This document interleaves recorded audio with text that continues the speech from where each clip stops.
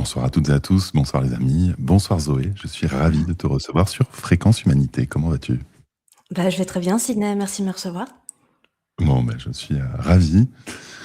C'est intéressant parce que ce soir, on va faire une émission qui, pour moi, va peut-être un peu sortir de ma zone de confort. Euh, J'aime bien en tout cas parce que tu m'as ouvert à tout un univers, le Gonzo dont on va parler et que je connaissais pas.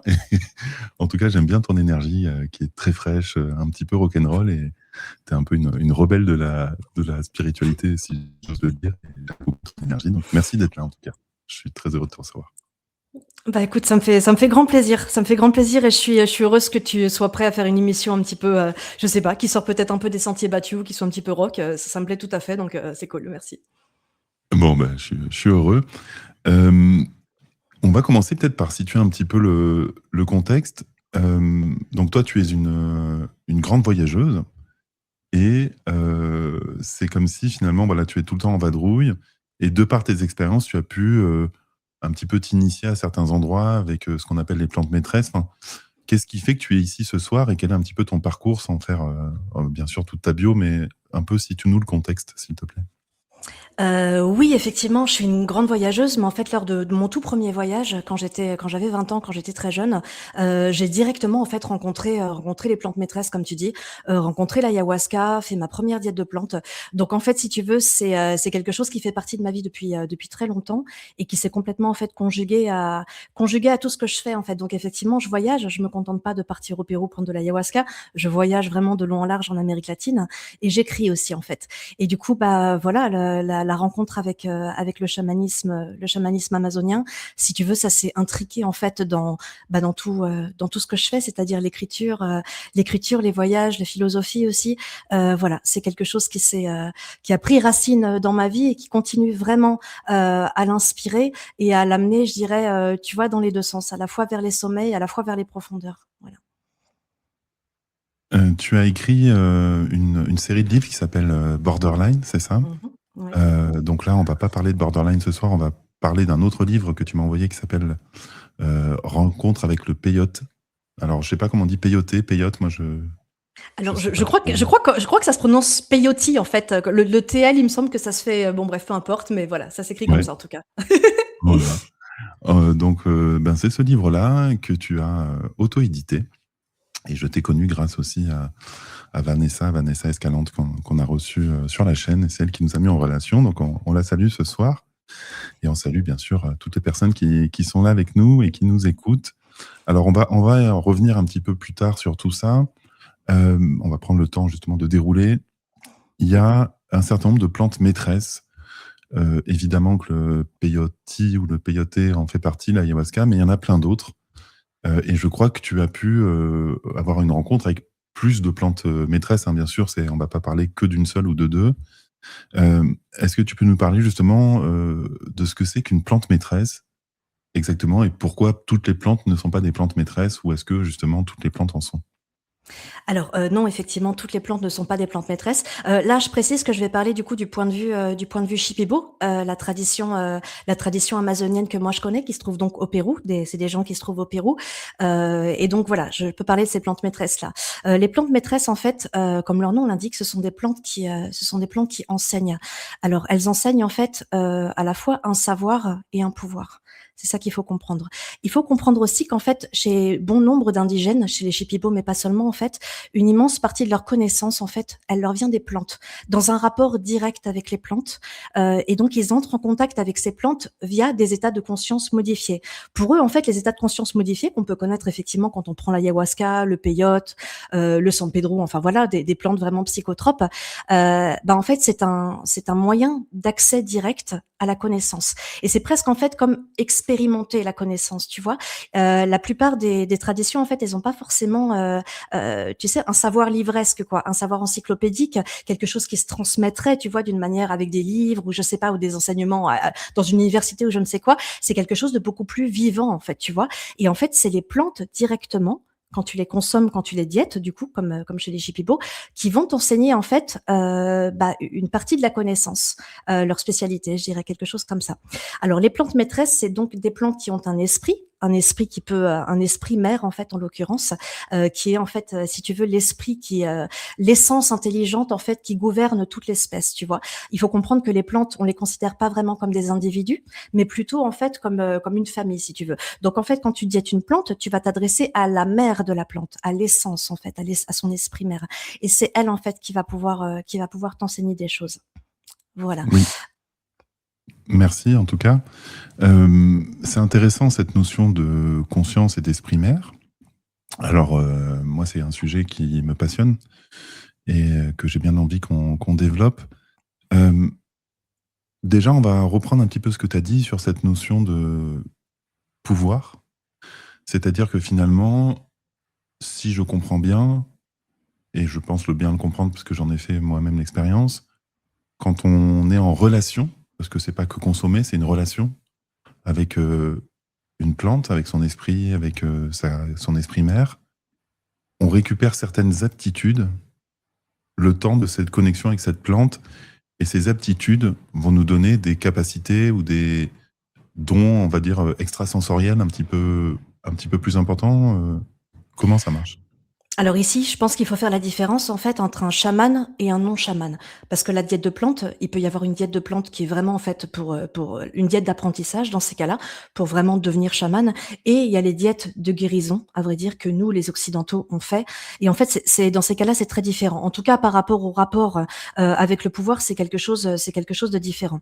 Quand un chaman, effectivement, il diète une plante, en fait, son idée, c'est vraiment de devenir allié avec l'esprit de la plante et donc de pouvoir faire appel à elle dans ses soins, dans les soins qu'il fait durant ses cérémonies chamaniques, tu vois, pour vraiment guérir en fait les autres personnes. Et c'est à travers les Icaros qu'il le fait en fait. La plante, elle lui enseigne différents chants et ces chants en fait, ils sont porteurs de l'énergie de la plante. Ce qui fait que quand le chaman, il te chante ce chant, et ben en fait, il te transfuse en fait l'énergie de la plante, tu vois. Voilà. Nous, en tant qu'occidentaux, quand on diète une plante, alors il y a des occidentaux qui font des diètes d'apprentissage, c'est vrai, mais on se dirige davantage vers une diète de guérison. Et dans ces cas-là, il s'agit pas tellement en fait que la plante, elle te prête, on va dire, certaines aptitudes qui s'effaceraient une fois que tu la diètes plus. C'est un petit peu différent. Dans ces cas-là, en fait, elle va t'amener plus vers l'intérieur de toi-même. Elle va te faire découvrir des mondes qui sont davantage des mondes intérieurs plutôt que les mondes des plantes, tu vois. Le chaman, lui, c'est davantage pour avoir accès aux dimensions, aux différents mondes et aux différents esprits qui sont à l'intérieur d'une plante qui va faire une diète. Nous, c'est davantage pour aller découvrir nos mondes intérieurs. Voilà.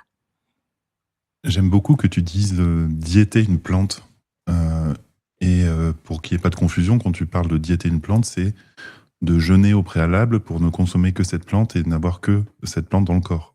Non, c'est pas ça. Alors Non, développe. non. Alors effectivement, il y a le mot diète dedans parce qu'il y a un régime alimentaire extrêmement strict à respecter en fait quand tu diètes une plante.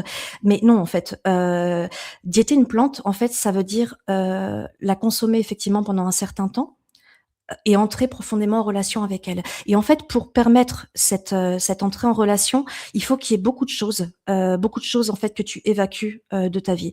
C'est pourquoi effectivement la diète de plantes, ça se pratique dans le silence, dans la solitude, avec un régime alimentaire extrêmement strict. L'idée en fait, si tu veux, c'est de recevoir des messages de l'ordre du subtil en fait des plantes. Et pour être capable en fait de percevoir ces messages qui sont donc très ténus, très subtils, il faut enlever toutes les distractions, toutes les stimulations, tu vois. Donc c'est aussi pour ça, tu vois, par exemple, que la nourriture, les machins, enfin voilà, t'es extrêmement concentré en fait. Tu ne laisses quasiment rien pénétrer en toi, tu vois. C'est pareil, tu n'as pas de contact avec les autres. Tu ne leur parles pas, tu ne les regardes pas dans les yeux. Tout ça, en fait, pour être vraiment dans un espèce d'espace, en fait, je dirais, un espace intérieur et extérieur aussi, qui permet en fait la réception de certains messages, tu vois. Quel est le lien entre diéter et faire une quête, comme une quête de vision? Est-ce que c'est la même idée? Quelles sont les différences? Alors je pense qu'effectivement, alors moi les quêtes de vision, comme peuvent le faire, d'autres traditions, j'en ai jamais faites. Mais il me semble que l'idée en tout cas, c'est de recevoir un message assez fort qui va changer ta vie potentiellement et un message qui vient d'un esprit, que ce soit un esprit animal ou un esprit végétal. L'idée, je pense que c'est ça qui est commun, tu vois? Donc, on va continuer un petit peu à plonger dans ces histoires de diète parce que je trouve ça très intéressant. Heu, donc tu nous as dit un petit peu rapidement, mais je voudrais que tu reprécises vraiment, quelles sont les différentes phases, réellement de la diète? Et est-ce que c'est propre à la tradition Shipibo ou est-ce que tu vas nous donner une connaissance qui à ton sens, te semble un petit peu universel? Alors, je pense que c'est quelque chose d'assez universel. Je tiens quand même à dire que ce que je vais décrire là, c'est quand même, un point de vue occidental.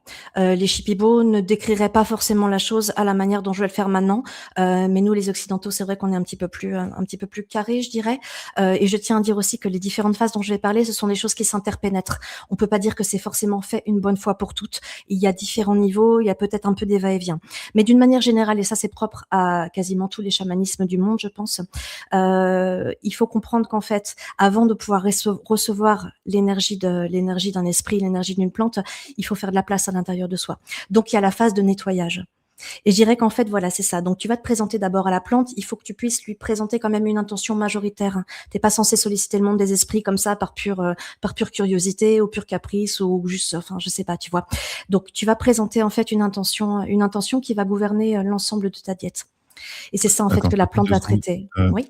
oui, est-ce que tu as besoin d'avoir son accord ou pas? Parce que nous, on a toujours dans l'idée que faut que la plante nous autorise, mais est-ce que finalement c'est superflu ou est-ce que ça c'est quand même important? Disons qu'en fait, normalement, quand tu vas auprès d'un chaman, tu lui parles de ton intention, ou bien on va dire que tu tiens au minimum, tu tiens ton intention vraiment forte dans ton cœur avant de boire l'ayahuasca. Et dans ces cas-là, en fait, la plante qui veut diéter avec toi, et non pas toi, c'est pas toi qui choisis ta plante, mais la plante qui veut diéter avec toi, elle va se présenter. C'est elle qui va se présenter à toi. À partir de là, du coup, oui, on peut considérer qu'effectivement, c'est la plante qui t'accorde son attention, quoi. Alors attends, pour être bien clair, Oui. tu vas faire une expérience sous ayahuasca qui va te faire apparaître pendant cette expérience une plante et qui va t'indiquer que c'est avec cette plante que tu peux diéter pour la suite. Mais comment on fait, par exemple, quand on est occidental, qu'on va voir une plante apparaître, mais qu'on ne sait pas comment elle s'appelle, parce qu'il y en a des millions de plantes, comment on fait? Alors déjà en général, il faut savoir que pour nous les occidentaux, c'est pas très coutumier que quand tu arrives dans un centre de médicinat, que tu fasses ta première cérémonie et que directement tu vois la plante apparaître. C'est rare. En fait, en général, c'est rare. Ça peut arriver et effectivement, dans ces cas-là, tu diras au chaman: «Bah voilà, j'ai vu telle plante, elle a des petites fleurs roses bizarres, elle pousse près d'une rivière, qu'est-ce que c'est?» Lui, il saura très bien que c'est la bobinsana, tu vois? Mais en fait, en tout cas, les gens avec qui je travaille, en général, c'est eux qui le lendemain vont te dire: «OK, c'est cette plante-là qui s'est présentée pour travailler avec toi». Eux, ils l'ont vu, ou bien par exemple, ils se sont approchés de toi et ils ont vu qu'il y avait le chant du Chiricsanango qui venait, donc ils savent que c'est ça. Ils ont leur manière, on va dire. Ouais, ça c'est la bobine sana. Donc voilà. Après, il est vrai que nous occidentaux, on pourrait, par exemple, je sais pas, rêver de la lavande, tu vois, mais tranquillement. Je parle pas forcément quand on est dans la jungle, tu vois, mais tu fais un rêve où la lavande est très présente. Tu te roules dans des champs de lavande, je sais pas, ta grand-mère te donne un petit sachet de lavande comme elle faisait, tu vois, et tu te réveilles et tu dis: mais il y a un truc avec la lavande. Et ça, il est vrai que les chamans pourraient le lire comme un signe, comme un appel de la lavande qui souhaite que tu la diètes parce qu'elle aurait des choses à t'enseigner. Voilà. Ouais, c'est passionnant. Donc on continue Ouais. les autres étapes? Mmh. Donc voilà. T'arrives et en fait, il faut comprendre qu'une diète de plantes, en tout cas, comment moi je la pratique et comment mes amis Shipibo la pratiquent, ça se déroule sur un mois. En phase, on va dire, découpée en 10 jours, 10 jours, 10 jours. Donc les 10 premiers jours, en fait, c'est la phase de nettoyage. Il faut comprendre qu'en fait, la plante, pour pouvoir vraiment prendre racine à l'intérieur de toi, il faut qu'elle éjecte en fait de ton corps et de ton esprit tout ce qui n'entre pas en résonance avec elle, tout ce qui ne résonne pas avec son énergie à elle, tu vois. Et donc, elle va jeter dehors, comme on dit là-bas. Elle va jeter dehors tout ce qui lui ressemble pas. Et donc, en fait, elle va éliminer beaucoup de choses. Et c'est une phase d'épuration, c'est une phase de nettoyage. Et donc, ça va se sentir à la fois physiquement, à la fois émotionnellement, à la fois psychiquement. Ça veut dire qu'il va y avoir effectivement des réactions comme, je sais pas, la diarrhée, de la fièvre, Voilà, des la diarrhée, insomnies, ouais, des ça. boutons, de beaucoup d'irritabilité, des cauchemars. Les cérémonies d'ayahuasca peuvent être difficiles, mais tout ça en fait, si tu veux, c'est l'évacuation. Et effectivement, tu le sens passer quoi. Mais il faut comprendre qu'en fait, si tu fais bien cette phase-là, si vraiment tu regardes avec honnêteté ce qui est en train de sortir et que tu es capable en fait vraiment de laisser filer, tu vois, de te laisser traverser, bah là en fait dans ces cas-là, voilà, la place elle est propre. Et là dans ces cas-là, ta plante, elle va pouvoir commencer à s'enraciner. Et donc après ces 10 jours, tu rentres dans la phase d'apprentissage. Et c'est là en fait que la plante, elle commence à te délivrer des messages. Ça va passer principalement par le canal des rêves. Il faut comprendre que voilà, les rêves en fait, au-delà des cérémonies d'ayahuasca, c'est principalement le canal onirique en fait que les plantes utilisent pour nous communiquer des messages. Donc tu vas faire des rêves qui changent vraiment, vraiment de nature, sans parler des fameux rêves lucides, mais des rêves vraiment enseignants qui changent de nature et tout le monde peut le remarquer. Les cérémonies d'ayahuasca vont être différentes. Quand tu es dans ton tombeau, tu vas rentrer dans je sais pas, dans une espèce, comme si tu découvrais une zone de toi-même dont tu ignorais complètement l'existence. Tu vois, je pense que la plupart d'entre nous, on a l'impression un peu de se vivre depuis l'intérieur, parfois comme une prison, tu vois, avec le mental qui nous dit des trucs qui nous fait souffrir, tu vois, beaucoup de peur, beaucoup de machin. Et en fait, on s'aperçoit quand on diète une plante et qu'on est vraiment voilà, dans le silence, comme ça, dans la phase d'apprentissage, qu'en fait, à l'intérieur de soi, on a une espèce de refuge intérieur dans lequel il fait vraiment, vraiment bon vivre et que ce refuge, en fait, il est là en permanence. Et je dirais que c'est quand tu es dans ce refuge où tu es vraiment dans le présent, tu vois, à écouter la jungle chanter, tu vois, à juste être en kiff, en fait, d'être toi-même et de ce que tu ressens. C'est là, en fait, que aussi tu vas recevoir des messages d'un ordre subtil des plantes. Des messages que tu vas pouvoir peut-être faire germer plus tard dans le futur. Et justement, voilà, après la phase d'apprentissage, bah, c'est la phase d'intégration. En fait, c'est vrai que souvent, on a l'impression qu'en fait, voilà, il va se passer plein de choses dans la jungle, que tu vas être tout bouleversé, que quand tu rentres en France, eh ben, il faut intégrer. Alors que non, en fait. En tout cas, chez les Shipibo, c'est pas comme ça. L'intégration, elle se passe sur place. Donc, les 10 derniers jours de la diète, on peut dire que ta plante, elle t'enseigne plus tellement de gros trucs importants, tu vois, de gros trucs majeurs qui vraiment changent ta vie. Mais par contre, elle va vraiment faire en sorte que ce soit vraiment ancré en toi, en fait. Que les choses que tu as comprises, les choses dont tu t'es débarrassé, ça ne revienne plus à l'intérieur, en fait, si tu veux, que ce soit vraiment acquis. Et en fait, ce qu'il faut comprendre, c'est qu'une diète de plante, quand elle est bien faite, tu as donc ta plante qui est à l'intérieur de toi, et en fait, elle va te donner des fleurs et des fruits que tu pourras récolter tout le reste de ta vie, tu vois. Et c'est des fleurs et des fruits qui seront bons pour toi, mais qui seront aussi bons pour tes proches. Ça, c'est important, tu vois, de se dire qu'en fait, c'est quelque chose que tu vas aussi pouvoir offrir aux autres. C'est pas juste, voilà ce que c'est une diète de plantes bien réussie. Ça me fait un peu penser, souvent, moi j'ai un peu étudié le sujet des dragons avec les œufs de dragon, tu sais, où on a un œuf qui nous est donné, qui grandit et qui devient nos alliés. Est-ce que du coup, ce que tu nous dis, c'est que finalement la plante va nous offrir une de ses graines et que cette graine va germer en nous, prendre le temps de grandir, de se solidifier et Oui. à son tour donner des fruits pour que nous-mêmes, nous devenions quelque part émissaires de cette plante? Enfin, comment ça marche?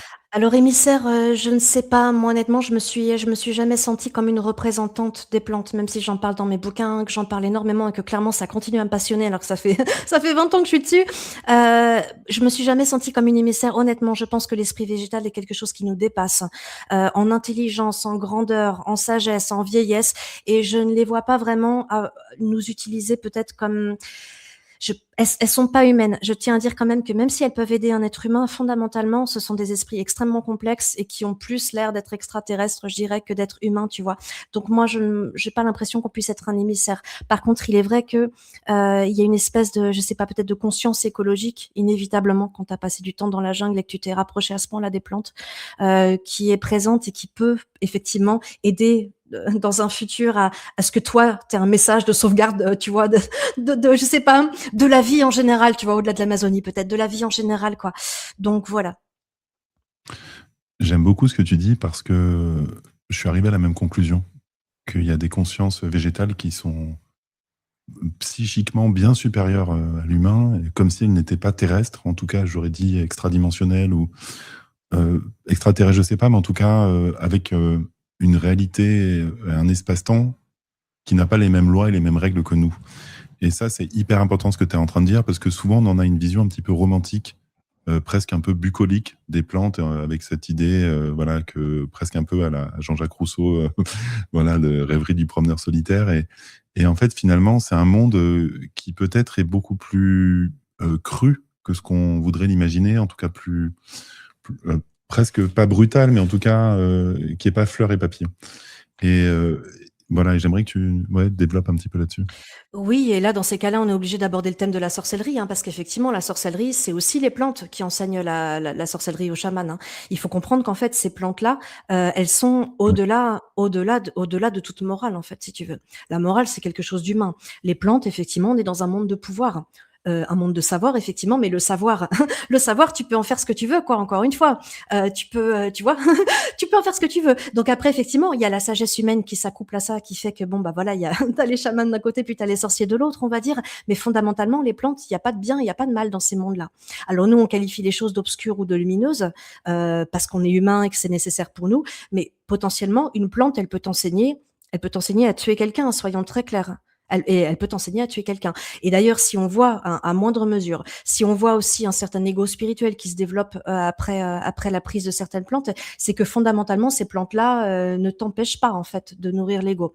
Si c'est ta volonté, si c'est une vraie volonté de lutter contre ton ego, d'être quelqu'un de meilleur et tout, bien sûr qu'elles vont t'aider. Dans ces cas-là, tu vas être connecté au monde de la plante qui correspondent aux énergies, on va dire, de la plante qui correspondent à quelque chose d'altruiste, à quelque chose qui est dirigé vers l'extérieur plutôt que vers l'intérieur. Mais si toi, tu rentres en diète de plante et qu'en fait, il y a le petit ego qui est là et que c'est lui qui veut diéter la plante et parce qu'il a envie d'obtenir du pouvoir ou de savoir comment mieux séduire, comment mieux manipuler le monde, t'inquiète que la plante, elle va te l'enseigner aussi, en fait. C'est pourquoi c'est important d'être auprès d'un bon chaman aussi qui peut tempérer ce genre de choses quand ça arrive, parce qu'effectivement, il y a certaines plantes qui te donnent un petit peu comme un espèce, je sais pas, une espèce de flamme intérieure, tu vois, dont tu aurais envie d'abuser, tu vois. T'as la tentation un petit peu d'un espèce de pouvoir facile, quoi, tu vois. Alors, merci, merci, merci, parce que ce que tu es en train de dire, ce qu'on est en train de dire tous les deux, c'est extrêmement important. Je rêvais qu'on ait cette conversation, parce que justement, je crois que il y a toujours la notion, d'alignement, de pouvoir et de responsabilité et ça, c'est pas la plante qui peut nous l'apprendre et en effet, moi, j'ai vu des gens qui étaient, avec des prises, répétées de certaines plantes et qui, devenaient différentes, ces personnes et même des choses inoffensives, hein. Tu vois, tu prends le cacao, qui a l'air tout cool ou, le tabac ou tu vois, on se dit: «Bon, c'est» on pourrait le comprendre avec des psylos à la rigueur, mais il y a certaines plantes, en fait, à force de les consommer, à répétition, on a l'impression que les gens se transforment au niveau psychologique, émotionnel, psychique et deviennent autres. Et donc, ce que tu nous dis, c'est que la plante, en fait, elle n'est pas polarisée, elle n'a pas d'opinion et qu'elle est ce qu'elle est et que c'est nous qui décidons ou pas d'aller en contact avec elle, mais que c'est notre responsabilité et c'est à nous d'en payer les conséquences, entre guillemets, et en tout cas voilà. Et ça, c'est hyper important si je crois bien comprendre ce que tu nous dis. Oui, c'est exactement ça et j'insiste aussi du coup sur le fait que c'est pour ça qu'il faut absolument être accompagné d'un bon chaman. Parce qu'en Oui, fait, déjà, il peut t'empêcher effectivement de glisser sur certaines pentes, égotiques, on va dire, dont tu te rendrais pas forcément compte. Mais il peut lui aussi, en fait, t'inciter à prendre un tournant mauvais pour toi, mauvais pour tes proches. On va pas rentrer dans les détails, mais il peut le faire aussi, en fait. un mauvais Si chaman, tu veux lui-même, dire? bah oui, un Ouais, sorcier, en fait, c'est-à-dire quoi, tu vois? ouais, Donc il peut, ouais. même si toi, tu es là avec tout ton cœur pur, tout ce que tu veux, que des bonnes intentions et que machin, si tu es avec un chaman qui travaille, du côté obscur, bah, il va t'entraîner là-dedans, quoi et tu ne t'en rendras pas compte. Oui, Donc voilà. oui.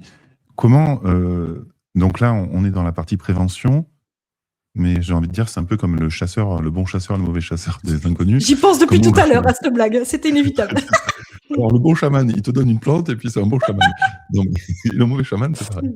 Non, mais comment on reconnaît, comment on peut enfin, est-ce qu'il y a des petits indices, tu vois, qui pourraient déjà nous donner des faisceaux Oui, de signaux de red flag? je dirais qu'un chaman est avant tout un être humain. Et qu'en fait, on juge un chaman comme on juge un être humain. Quelqu'un qui a du mal à te regarder dans les yeux, dont tu sens que les paroles, elles sont fuyantes. Quelqu'un qui, je sais pas, tu lui poses des questions et puis tu vois qu'il est pas très clair. Tu vois, quelqu'un d'un peu fourbe, quelqu'un qui t'avait dit un prix, puis finalement c'est un autre prix. Je sais pas, mais tu vois, ou qui traite très mal sa femme et ses enfants. Tiens, ça c'est quand même un très bon signe pour savoir si c'est quelqu'un de bien ou pas, je dirais, tu vois. Quelqu'un de fiable. Bah, en fait, je dirais que c'est des signes qui sont très évidents, mais on a un peu tendance dans notre société à être fasciné par le pouvoir et le charisme, tu vois.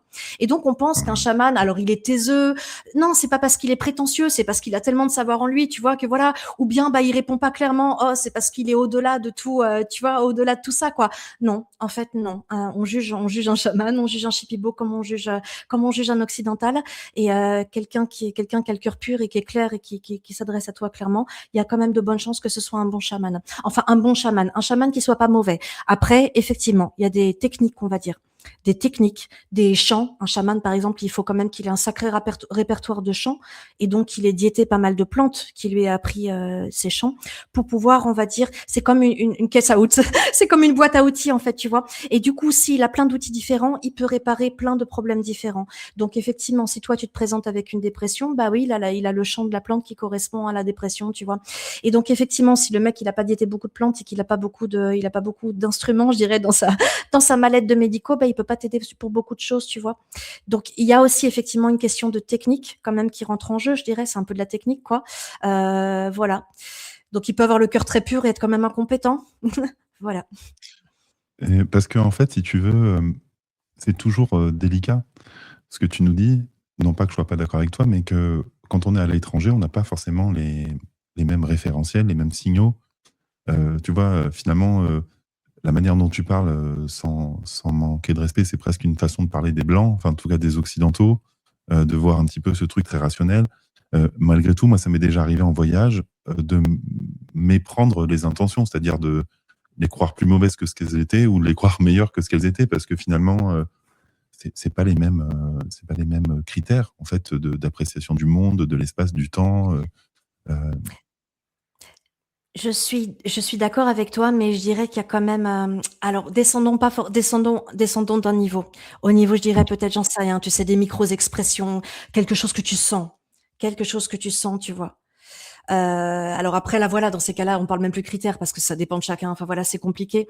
Mais je sais pas. Honnêtement, moi, enfin, j'ai passé énormément de temps en Amérique latine, tu vois, et je trouve que je sais pas, quand un Mexicain, il fait une blague, il fait une blague de cul, tu vois, une blague de cul, c'est une blague de cul. Je suis désolée, sur tous les continents du monde, tu vois, en fait.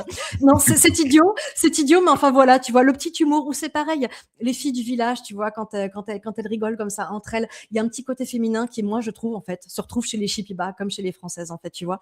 Et donc, c'est pour ça que je me permets de dire que, bah, en fait, au niveau de ce que tu ressens, tu vois, quelqu'un qui se la pète et quelqu'un qui est fourbe, tu vas le sentir. Même si c'est un vieux Thaïlandais dans la montagne qui est très, très taiseux, je pense que tu peux quand même le sentir. Voilà. Ouais, il y a le côté chibi et le côté chippy, qui qui qui prévaut sur le bas, quoi.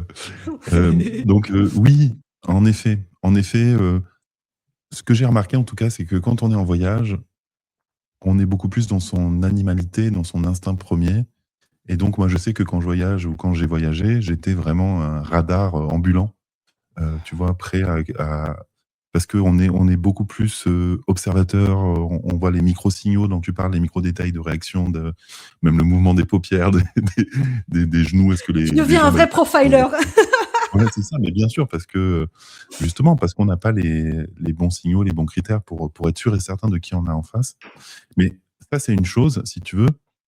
Mais donc j'ai l'impression que ce qu'il faut bien, comprendre et transmettre, c'est qu'il y a un double enjeu. Quand on fait une cérémonie avec, des plantes maîtresses, il y a l'enjeu de l'intercesseur, donc qui va être le chaman ou le sorcier, et l'enjeu de la plante elle-même, qui est une conscience extrêmement puissante, qui a sa propre volonté et dont on ne comprend pas forcément, les desseins et et la et les buts. Enfin, c'est la même chose que je viens de dire, mais oui.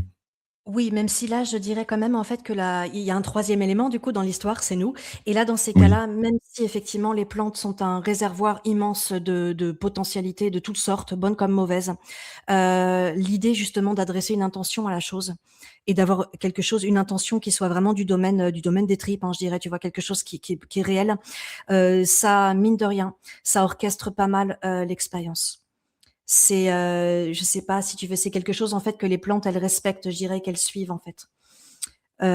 Tu vois, quand tu ouvres la cérémonie, c'est avec, tu sais, avant de boire ton verre d'ayahuasca, c'est cette intention-là que tu poses avec toute la force de ton cœur, tu vois. Et ça, il se trouve qu'en fait les intentions humaines, elles entrent, en résonance avec une dimension des plantes. Comme un aimant, je dirais, tu vois? On parle toujours de vibration, de résonance, de machin. Bah, les plantes, je dirais qu'elles sont extrêmement réceptives à ça et que si tu vibres quelque chose, globalement, c'est ça qu'elles vont te renvoyer, tu vois? Et c'est la même chose d'ailleurs si tu commences à flipper, si tu commences à vibrer de la peur et compagnie. Et là, dans ces cas-là, ça peut être difficile d'en sortir, tu vois? Ça peut être difficile d'en sortir, quoi. il m'est arrivé d'avoir, des relations intimes avec, des arbres ou avec certaines plantes que j'allais voir quotidiennement, notamment quand je vivais à l'étranger.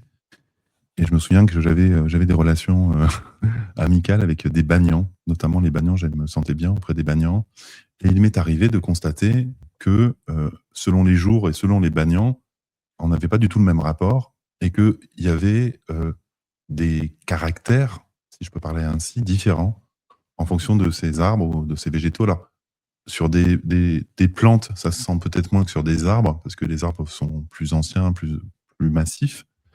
Heu, on a tendance, nous, à imaginer qu'il y a le tempérament d'une plante, en tant qu'espèce, mais pas de la plante elle-même en tant que membre de cette espèce. C'est comme si on donnait un trait de caractère à l'espèce humaine en général. Alors oui, il y en a une. Il y a un trait de caractère comme par, nationalité ou en tout cas par lieu géographique. On voit bien qu'il y a des traits de caractère, mais malgré tout, il y a des spécificités. Donc est-ce que c'est possible que quand on consomme certaines plantes, selon le mélange, en question, il y ait des des é des effets différents ou en tout cas, quelque chose où les plantes pour toi, elles sont assez universelles? Alors, quand je suis en France et que je regarde mes petits aloe vera ou mon petit San Pedro sur ma terrasse, oui, j'ai l'impression qu'ils ont leur petite personnalité et je les aime pour leur petite personnalité. Mais en réalité, en fait, ce qui se passe dans la jungle, a priori, c'est que c'est vraiment les mêmes. Parce qu'a priori, il y a des arbres, en fait, ce sont des clones. Ce sont des clones d'eux-mêmes. Ce ne sont pas, en fait, on le voit au niveau racinaire et compagnie, en fait, c'est le même arbre. Il y en a plusieurs, du coup, effectivement, mais en fait, c'est le même. Parce Il y a que ça a vraiment été planté ou parce que non, non, non, non, parce qu'en fait, c'est sa manière de se reproduire. C'est sa manière de se parce reproduire et qu'il en est dans fait, son milieu naturel et que du coup il fait des clones d'eux-mêmes. Donc en fait, il y a pas, on voit, nous on voit des individus effectivement, mais quand tu regardes à un autre niveau, en fait, ce sont pas forcément des individus. Des fois, c'est juste des clones en fait. Donc effectivement, quand tu t'adresses à un arbre, bah il y a toute la famille là-bas derrière et ils sont reliés ensemble en fait, et donc ils sont là aussi, tu vois. Donc voilà. Après, je ne sais pas vraiment au sujet des chipibos, je ne sais pas s'ils considèrent vraiment qu'il y a. Je crois qu'on considère quand même qu'il y a certains arbres qui sont habités par certains esprits, tu vois, en particulier, on va dire, mais plus parce que l'esprit se serait caché dans l'arbre, on va dire, ou recueilli dans l'arbre, plus parce que c'est voilà. Mais autrement, quand tu parles à la lupuna, par exemple, qui est la grande gardienne de la forêt, c'est la mère de la lupuna que tu appelles. Aussi bien que quand tu convoques le jaguar, tu vois, ou le yakumama, le serpent des eaux, tu vois, c'est pas à un serpent en particulier que tu parles, c'est à la mère en fait, c'est à, tu vois.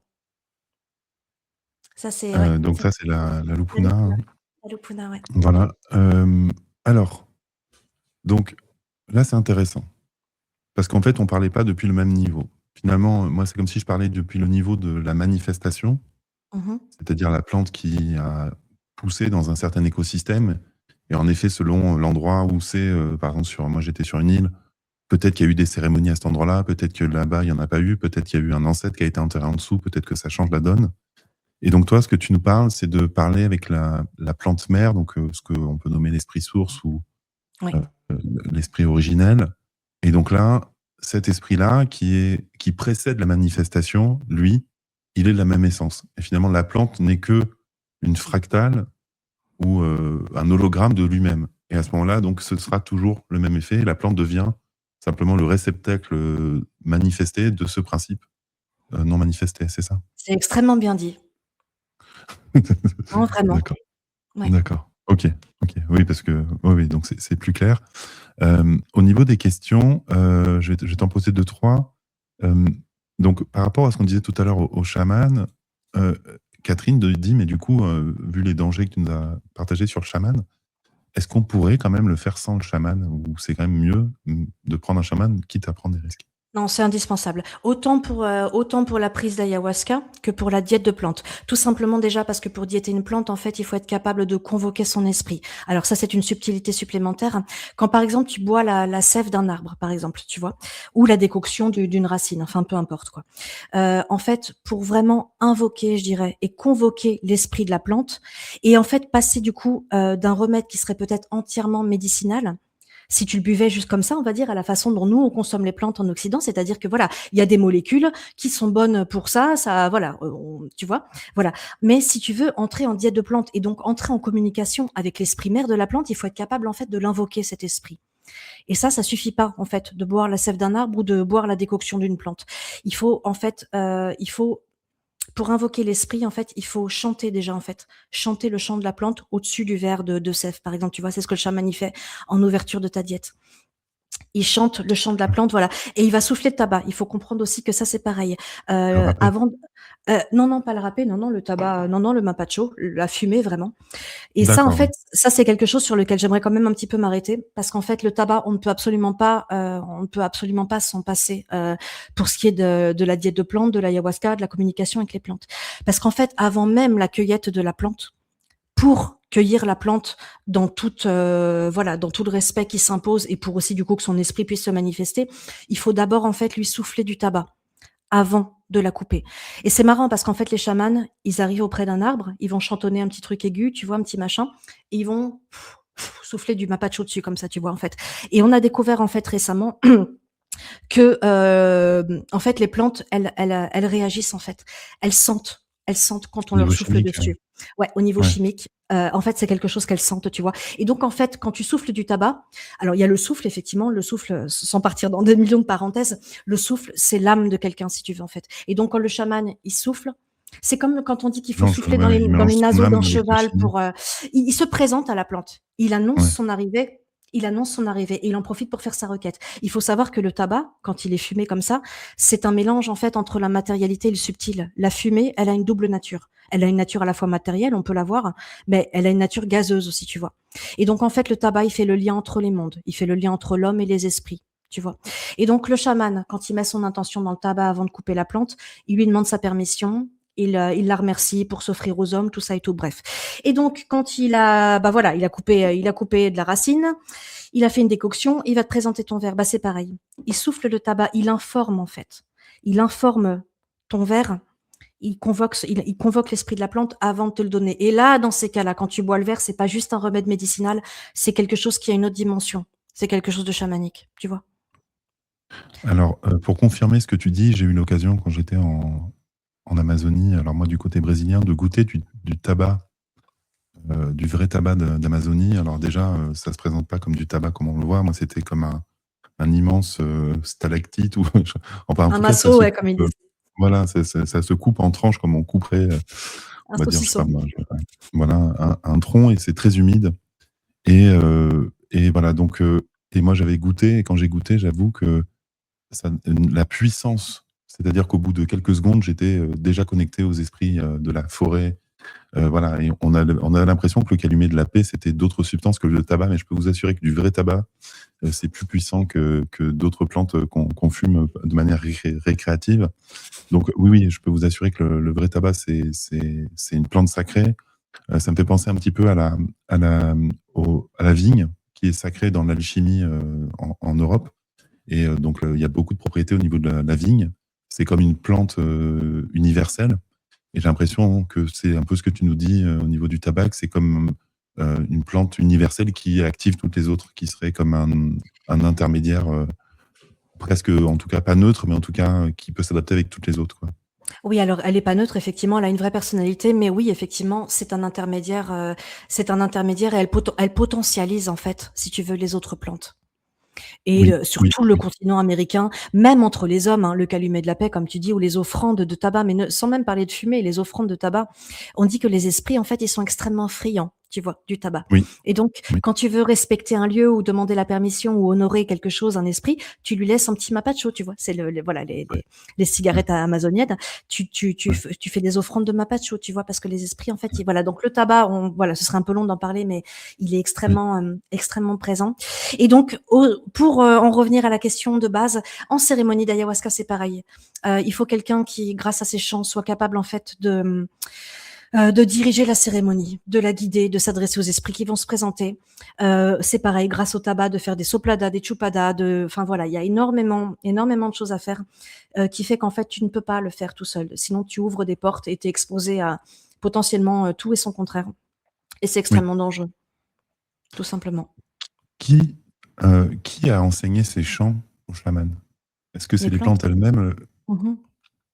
Mais c'est même les donc le plantes qui premier leur ont chant? appris comment cuisiner l'ayahuasca, comment créer l'ayahuasca. C'est les Oui, plantes. Alors il y a oui, plusieurs légendes. Il y a aussi la légende des des anacondas qui leur ont appris la recette, tout ça.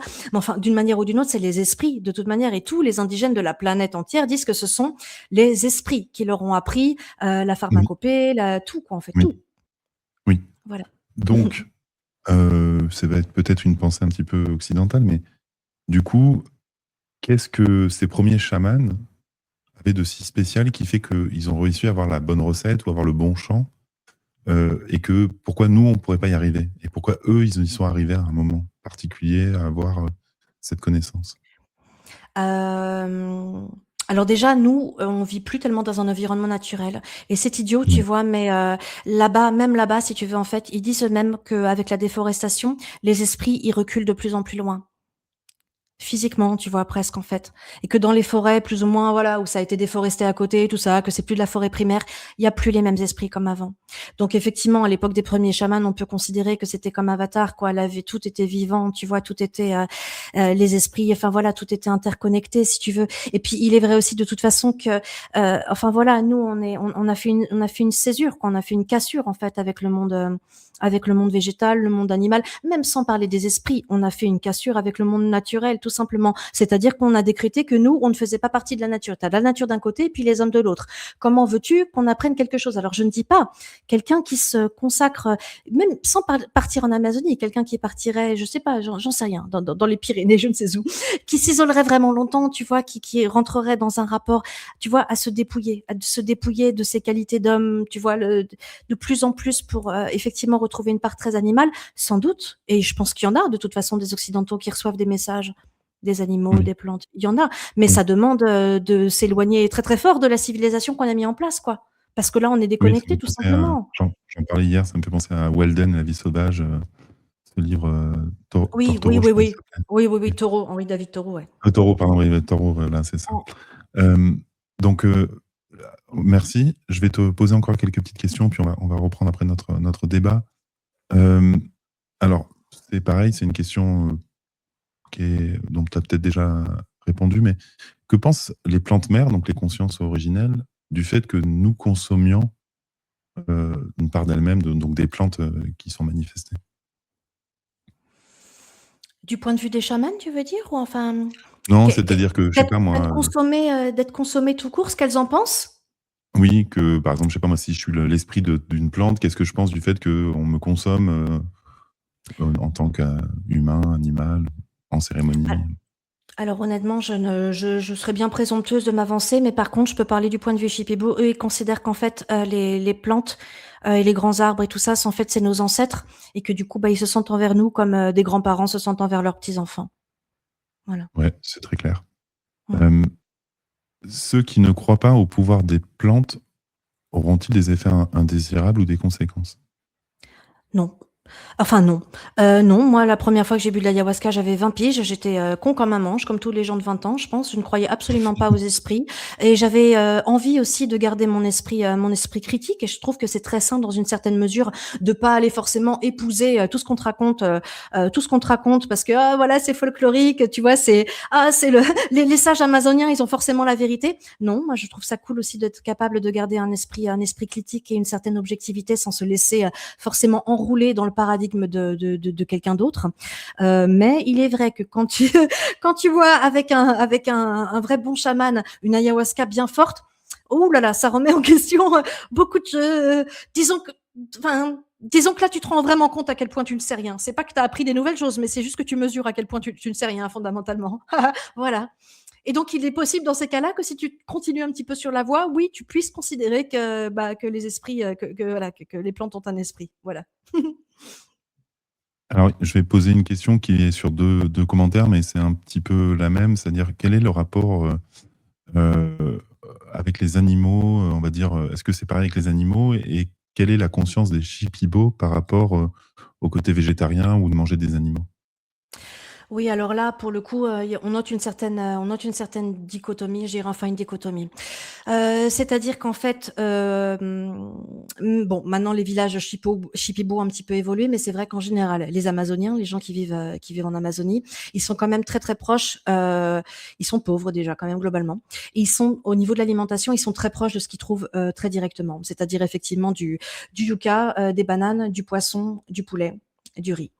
Et donc, l'idée, si tu veux, par exemple, de ne pas pêcher, moi, je suis végétarienne, je ne mange pas de poisson, donc moi, voilà, j'ai de la peine pour les poissons également, je tiens à le dire. Mais là-bas, si tu veux, en fait, pour eux, ce serait, enfin voilà, c'est l'être humain est quand même fait pour manger les animaux, en fait, si tu veux. Pour autant, ça n'empêche pas qu'en fait, du point de vue amazonien, en fait, les animaux, ils se voient comme des hommes. On va prendre l'exemple des jaguars, tu vois, et des mythes et des légendes Shipibo de l'époque. En fait, à l'époque, par exemple, ils disent que ce sont les hommes jaguars, parce qu'en fait, voilà, les jaguars, ils croient qu'ils sont des hommes. En fait, tout animal, je dirais, se voit comme un certain idéal, tu vois. C'est comme d'ailleurs la plupart des peuples, les Cheyennes, par exemple. Cheyenne, ça veut dire être humain, tu vois. Et la plupart, en fait, des noms primaires des peuples, ça veut dire le peuple, les gens, l'homme, l'être humain. Et ben les animaux, c'est pareil en fait. Quand ils se désignent eux-mêmes, quand ils pensent eux-mêmes, en fait, ils croient que ce sont eux le vrai peuple, en fait, tu vois, en fait. Voilà. Et donc les Shipibo, ils racontent qu'il y a une époque où en fait, bah, par exemple, ce sont les hommes jaguars qui ont appris aux hommes humains, la chasse, les techniques de chasse et compagnie, tu vois, l'acuité auditive, l'acuité visuelle, tout ça. Tu vois, ils enseignent des choses comme ça. Ils disent qu'avant, en fait, il y avait des espèces d'alliances et de relations comme ça avec tous les, ben, je sais pas, tu sais, n'importe quoi, les tatous, les perroquets, les singes, en fait. Et que voilà, alors ça ne se passait pas forcément sur le plan là qu'on connaît, mais ça se passait justement dans le monde subtil, tu vois, à travers les rêves, à travers machin, mais qu'il y avait une vraie communication, en fait. Pour autant, effectivement, ils mangent les animaux. Euh, J'ai beaucoup aimé ce que tu viens de dire. Est-ce que dans leur vision, le statut d'homme, c'est comme un titre, mais c'est pas la désignation d'une espèce, c'est comme tu disais le jaguar homme, on peut avoir, je sais pas moi, le serpent homme, le singe homme, tu vois, Oui, donc le non, mais perroquet c'est ça, il y homme. avait, ouais, les hommes jaguars, les hommes singes, les hommes machin, et effectivement, il y avait une dimension de la conscience où on pouvait communiquer avec eux et s'enseigner des choses mutuellement. Et donc, c'est aussi pour ça qu'il y a de telles règles au sujet de la chasse, par exemple. Par exemple, quand voilà, tu vas encore aujourd'hui, c'est comme ça. Il y a même un esprit qui s'appelle le Chuechaki, qui vraiment est l'esprit gardien des animaux de la forêt. Et donc, en fait, si tu chasses un animal alors que, bah, par exemple, t'en as pas besoin, t'as pas faim, mais que tu chasses un animal, ou bien que tu tues un bébé animal, ça, tuer les bébés, c'est hors de question. Ça, dans toutes les traditions du monde, on ne tue pas les bébés. On ne mange pas les bébés. Et si par exemple effectivement, bah tu vas tuer un bébé tortue alors que tu devais pas, eh ben tu peux être sûr que l'esprit mère de la tortue, du coup l'esprit mère de l'espèce, il va se venger. Il va se venger non seulement sur toi, mais probablement sur toute ta communauté aussi. Et donc Ouais. c'est pour ça qu'en fait il y a des grosses règles quand même au niveau de la chasse. Alors je ne dis pas que c'est encore tout à fait respecté, parce que les Shipibo c'est comme les autres, ils se sont quand même pas mal éloignés de la tradition. Il y a beaucoup de choses qui ont changé, mais originellement en tout cas voilà, c'est ça quoi. Alors, pour préciser, donc si j'ai bien compris, alors les Shipibo considèrent les animaux comme leurs égaux et, et que c'est éthique pour eux de manger d'autres hommes. Enfin bon, je ne sais pas si c'est vraiment ça qu'ils considèrent, mais...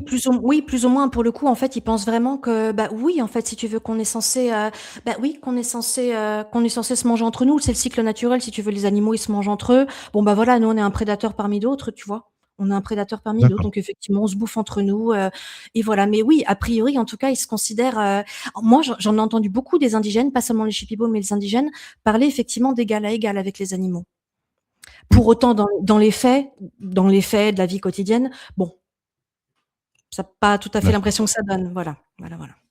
Il y a une dissonance, entre Il y a guillemets, une, entre, ouais, ouais, moi c'est ce que je trouve. entre ce qui est répété de manière culturelle et la réalité des faits, quoi, un petit peu. Oui, oui. Oui, parce que ça, je tiens à le dire, moi-même, j'ai été un peu choqué en allant dans la forêt amazonienne et en rencontrant les Indiens d'Amazonie.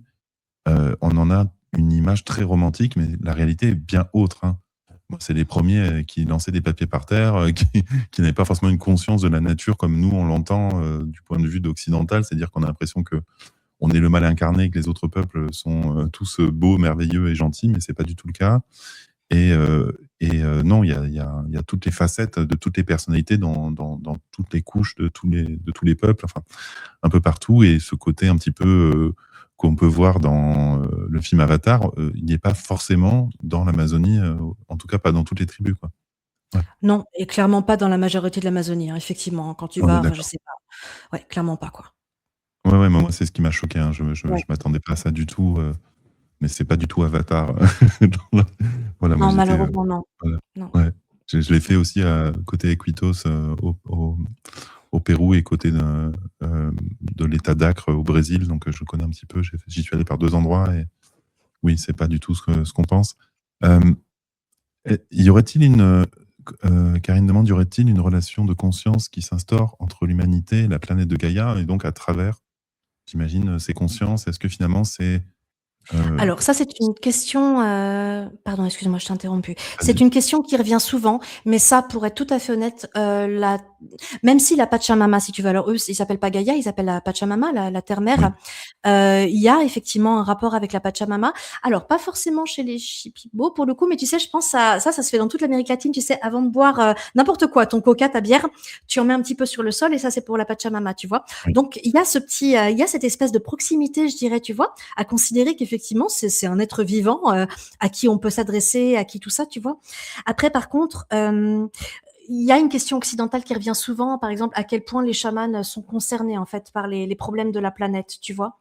oui, Et ouais, honnêtement, quand tu demandes à un Shipibo, c'est très décevant. Ces réponses, encore une fois, c'est loin d'être Avatar. oui, On dirait qu'ils sont très, très, très pragmatiques. Et en fait, j'ai l'impression oui, que, effectivement, la Pachamama, c'est-à-dire le rapport avec la terre, un rapport, je sais pas comment expliquer, mais un rapport très primaire. Et effectivement, dans ces cas-là, tu vois, prendre sa nourriture qui vient directement du sol, par exemple.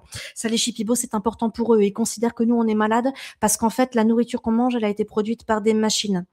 Elle a été oui, produite hors sol, elle a été produite par des machines, de la technologie, de la chimie. Et ça, ils disent qu'ils le voient dans notre corps. Et que notre corps, en fait, notre kaya, l'un de nos principes vitaux, il y en a différents chez les Shipibo, mais kaya, en fait, il est presque mort, en fait, tu vois. Notre énergie vitale, elle est complètement attaquée, en fait. Donc, je dirais que voilà, le rapport à la terre-mère, pour eux, il se résume à des choses comme ça. Après, et à prendre soin de choses comme ça, si tu veux vraiment. L'alimentation, se oui, baigner dans la rivière, oui, des choses comme ça. oui, Pareil, se ouais, purifier régulièrement oui, avec des bains de vapeur, avec des plantes, tout ça. oui. Après, la conscience globale de sauver la Terre, non, non. Pas chez ceux Oui, que je connais, en tout cas. ouais, moi non plus, pas chez ceux que je connais. Moi, c'était du côté des Sonic Wing, mais c'est pareil, c'était un petit peu la même idée. Et il y a pas le même rapport au sacré, tel qu'on l'entend. Et j'ai même, trouvé que souvent ils viennent, en Occident pour, chercher de l'argent, mais finalement cet argent n'est pas forcément utilisé, pour, sauver la forêt ou c'est plutôt, voilà, récupéré par certains membres de des communautés, comme on peut le voir dans, voilà, dans un système encore un petit peu pyramidal. Mais, Oui, c'est pas forcément, circulaire comme on l'imaginerait, en tout cas. Mais il y a un non. partage des ressources, c'est vrai. En fait, c'est ça qui est perturbant, c'est qu'il y a pas forcément la notion de propriété, mais ça n'empêche pas qu'il y en a qui peuvent quand même garder pour, certaines choses pour eux, quoi. Enfin, moi, c'est ça, en tout cas, que j'ai trouvé, très surprenant, voilà. Ouais, je pense qu'on ne le répétera jamais assez que les chamans en particulier, puisqu'on parle quand même d'eux, il ne faut pas s'attendre à des Ouais, vieux sages qui seraient complètement parfaits au niveau humain, au niveau écologique, avec les animaux. Faut ouais, pas ouais. s'attendre à ça. Effectivement, les mecs, ils possèdent un, ils possèdent un savoir qui est extrêmement précieux pour nous, je tiens quand même à le Mmh, dire. Et on a de la chance qu'ils acceptent de le partager mmh, avec nous malgré les saloperies qu'on a fait oui. chez eux, quand même, ça c'est certain. Euh, euh, Ouais, mais tu vois, je te coupe 2 secondes, quand tu vas ouais, au milieu de la forêt, il y ouais. a pas eu trop de saloperies qui ont été faites. Parce que tu vois, qu'il y en ait au Pérou, qu'il y en ait en Amérique du Sud, c'est une chose, mais les colons, en vérité, ils ont pas pénétré le fin fond de la forêt amazonienne. Donc il y a quand même une vraie différence entre un Péruvien et un Amazonien, en termes de souffrance face, à l'Occident. Et moi, j'ai pas remarqué, en tout cas, que les colons, ils ont pas fait des milliers de kilomètres de forêt, à se Alors en choper la fait, malaria, En mmh. en fait, si. Alors, excuse-moi, mais Ah ouais? de ce que je sais, en fait, si, les missions des jésuites ou des frères et des machins, il y en a Ah eu bon? extrêmement profondément. D'ailleurs, je conseille aux gens peut-être de voir El abrazo de la serpiente, l'étreinte du serpent qui en parle, non, sans parler d'ailleurs aussi de Ah l'horreur du oui, ce caoutchouc. film. Ouais, il est Ah oui. génial ce film. Ça se passe en Colombie et bon bref. Et honnêtement, si en fait des missions jésuites Ah, pour aller évangéliser je ne sais qui, ils ont été quand même sacrément profonds. Alors peut-être pas, mais ils ont été bien plus profonds que. Puis c'était il y a longtemps. Honnêtement, le Pérou, c'était quasiment que de la jungle, j'ai envie de dire. Ils ont été sacrément ouais. profonds. Et là, désormais, quand tu vas dans une communauté Shipibo, par exemple, il y a différents, enfin, vous voyez, il y a différentes églises. Je sais plus ce qu'il y a. À chaque fois, je confonds. Tu sais, les différentes églises Ouais. Oui, épiscopaliennes adventiste, peut-être, enfin, adventistes, voilà. ouais. Mais il y a trois églises, il y a trois églises par village, quoi. Donc en fait, D'accord. si. Puis la misère du caoutchouc aussi. À l'époque, la misère du caoutchouc, ça a été horrible ce qu'ils ont fait. Donc bon, bref. Oui, c'est ça, c'est-à-dire que, c'est la manière dont ils ont asservi les peuples pour récupérer le caoutchouc qui, à la base, servait dans tout l'Occident. Voilà, oui, les caoutchoutiers et Mmh. tout, oui. Oui, Oui, oui. exactement. À l'époque de Oui, l'explosion, je crois même des voitures, tu sais pour créer des pneus de voiture tout simplement quoi et en fait, oui, ils bien ont sûr. asservi les propres peuples sur leur terre quoi. Sans compter Ouais, effectivement la déforestation pour tout ça, qui fait que les peuples, bah, ils reculent et reculent. Les animaux, ils ont plus de territoire. Enfin, c'est une catastrophe. C'est tout simplement une oui, catastrophe. Ce qui est terrible par contre, c'est de voir qu'en fait, bah, voilà, il y a encore beaucoup de locaux qui sont plus oui, ou moins obligés en fait de devenir bûcherons parce qu'ils ont besoin de nourrir leur famille et que les malheureux 5 € qu'on leur promet par jour pour couper du bois, bah, ils en ont besoin en fait et c'est pour ça que ouais, c'est intéressant, enfin voilà, il y a des gens, moi je sais qu'il y a un mec que j'adore au Pérou qui travaille là-dessus, où en fait, plutôt que de taper sur la gueule des bûcherons, en fait, il va proposer aux bûcherons de travailler dans la réserve. Il leur offre un meilleur boulot, avec la ouais, ouais, protection de leur famille, tout ce que tu veux. Ils les payent bien plus, au lieu de les payer 5 $ par jour, ils les payent 60 $, tu vois? Et ils les récupèrent pour en fait des gardiens de la jungle pour de vrai, ouais, tu vois? Et ouais, en fait, ils proposent quelque chose vraiment parce que critiquer, c'est pareil, c'est bien, mais ils sont dans la merde ces ouais, gens-là, donc voilà, bref, bref, bref. ouais. Ouais. On va un petit peu, rabattre sur le sujet de ce soir. Donc déjà, je voudrais attends, peut-être avant de rabattre sur le sujet donc de pourquoi la société occidentale interdit toutes ces plantes ou en tout cas les rend de plus en plus compliquées à avoir. Réexplique-moi, donc toi, tu te dis du mouvement, Gonzo. Est-ce que tu peux nous expliquer ce que c'est qu'être, une Gonzo? Et qu'est-ce que ça veut dire, voilà, parce que tu en donnes une définition dans ton livre, mais, au final, ça veut dire Oui, quoi Gonzo? eh ben, alors, à la base, c'est une forme de journalisme et c'est un seul mec. Il Ouais. y a un seul mec sur terre qui a incarné le Gonzo, qui l'a créé, qui l'a incarné, c'est Hunter S. Thompson, le mec qui a écrit Las Vegas Parano. Alors, tout le monde n'a pas lu le livre, mais Oui, tout le monde a vu le film avec Johnny Depp et machin. tout à L'espèce de fait. timbré qui est journaliste de base, mais qui est complètement perdu pour faire Ouais, sa mission journalistique. Et en fait, l'idée, fondamentalement, si tu veux, c'est qu'en fait, c'est une forme du coup de reportage. Et donc, quand ouais. on écrit un récit de voyage comme celui que tu as en main, tu peux tout à fait foutre du gonzo dans un récit de voyage. Et en fait, Oui. l'idée, c'est que ce soit extrêmement subjectif. En fait, l'idée, ce n'est pas d'être comme dans le journalisme de base, Oui, c'est voilà, l'inverse de l'anthropologie, quoi. l'objectivité, et du coup, c'est chiant comme la pluie parce qu'il faut, voilà, juste les faits tels qu'ils sont, objectifs, tout ça. Là, l'idée, en fait, c'est au contraire de laisser ta subjectivité prendre de l'ampleur jusqu'à aller déformer le monde. Et du coup, ce que tu donnes aux gens, ce que tu relates aux gens, en fait, c'est ta vision déformée de la chose. Voilà. Oui, oui, voire, halluciner, voire complètement triper, voire, Tout oui, à fait et ça volontairement se prête déformé, quoi. extrêmement bien à voilà, à quelqu'un comme moi bah, voilà, qui raconte en fait des histoires chamaniques hors des sentiers battus quand même, on peut le dire. La façon dont j'ai pris le peyote là pour le coup, c'était complètement freestyle.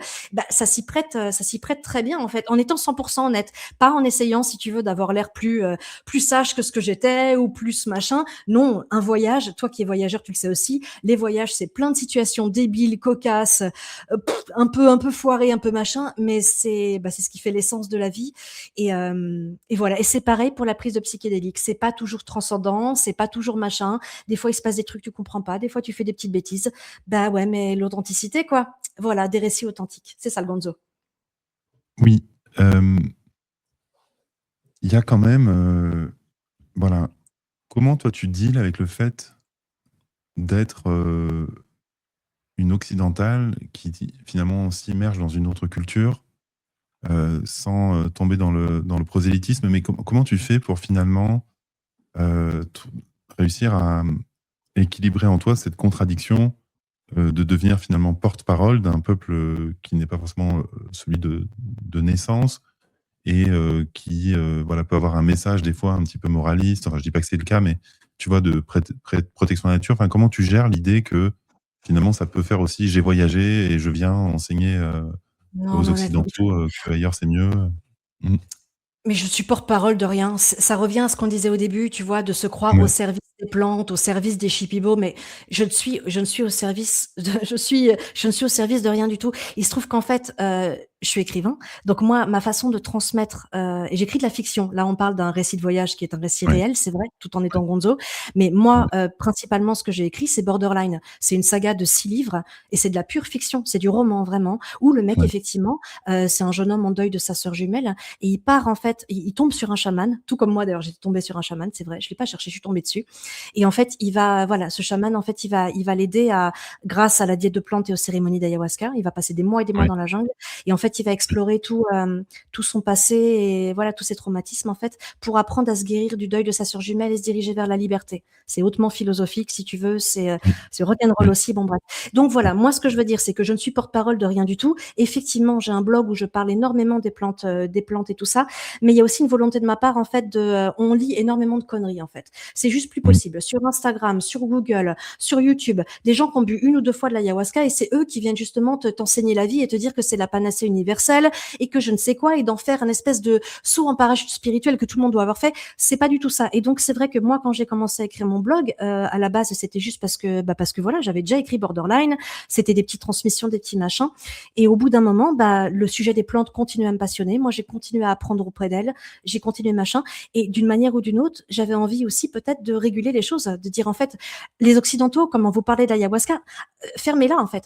Oui, et là pour le coup, je porte mes couilles, mais fermez-la en fait. Quand on écoute un Shipibo parler, il ne parle pas du tout comme ça, lui. Et donc effectivement, défendre un petit peu le point de vue Shipibo.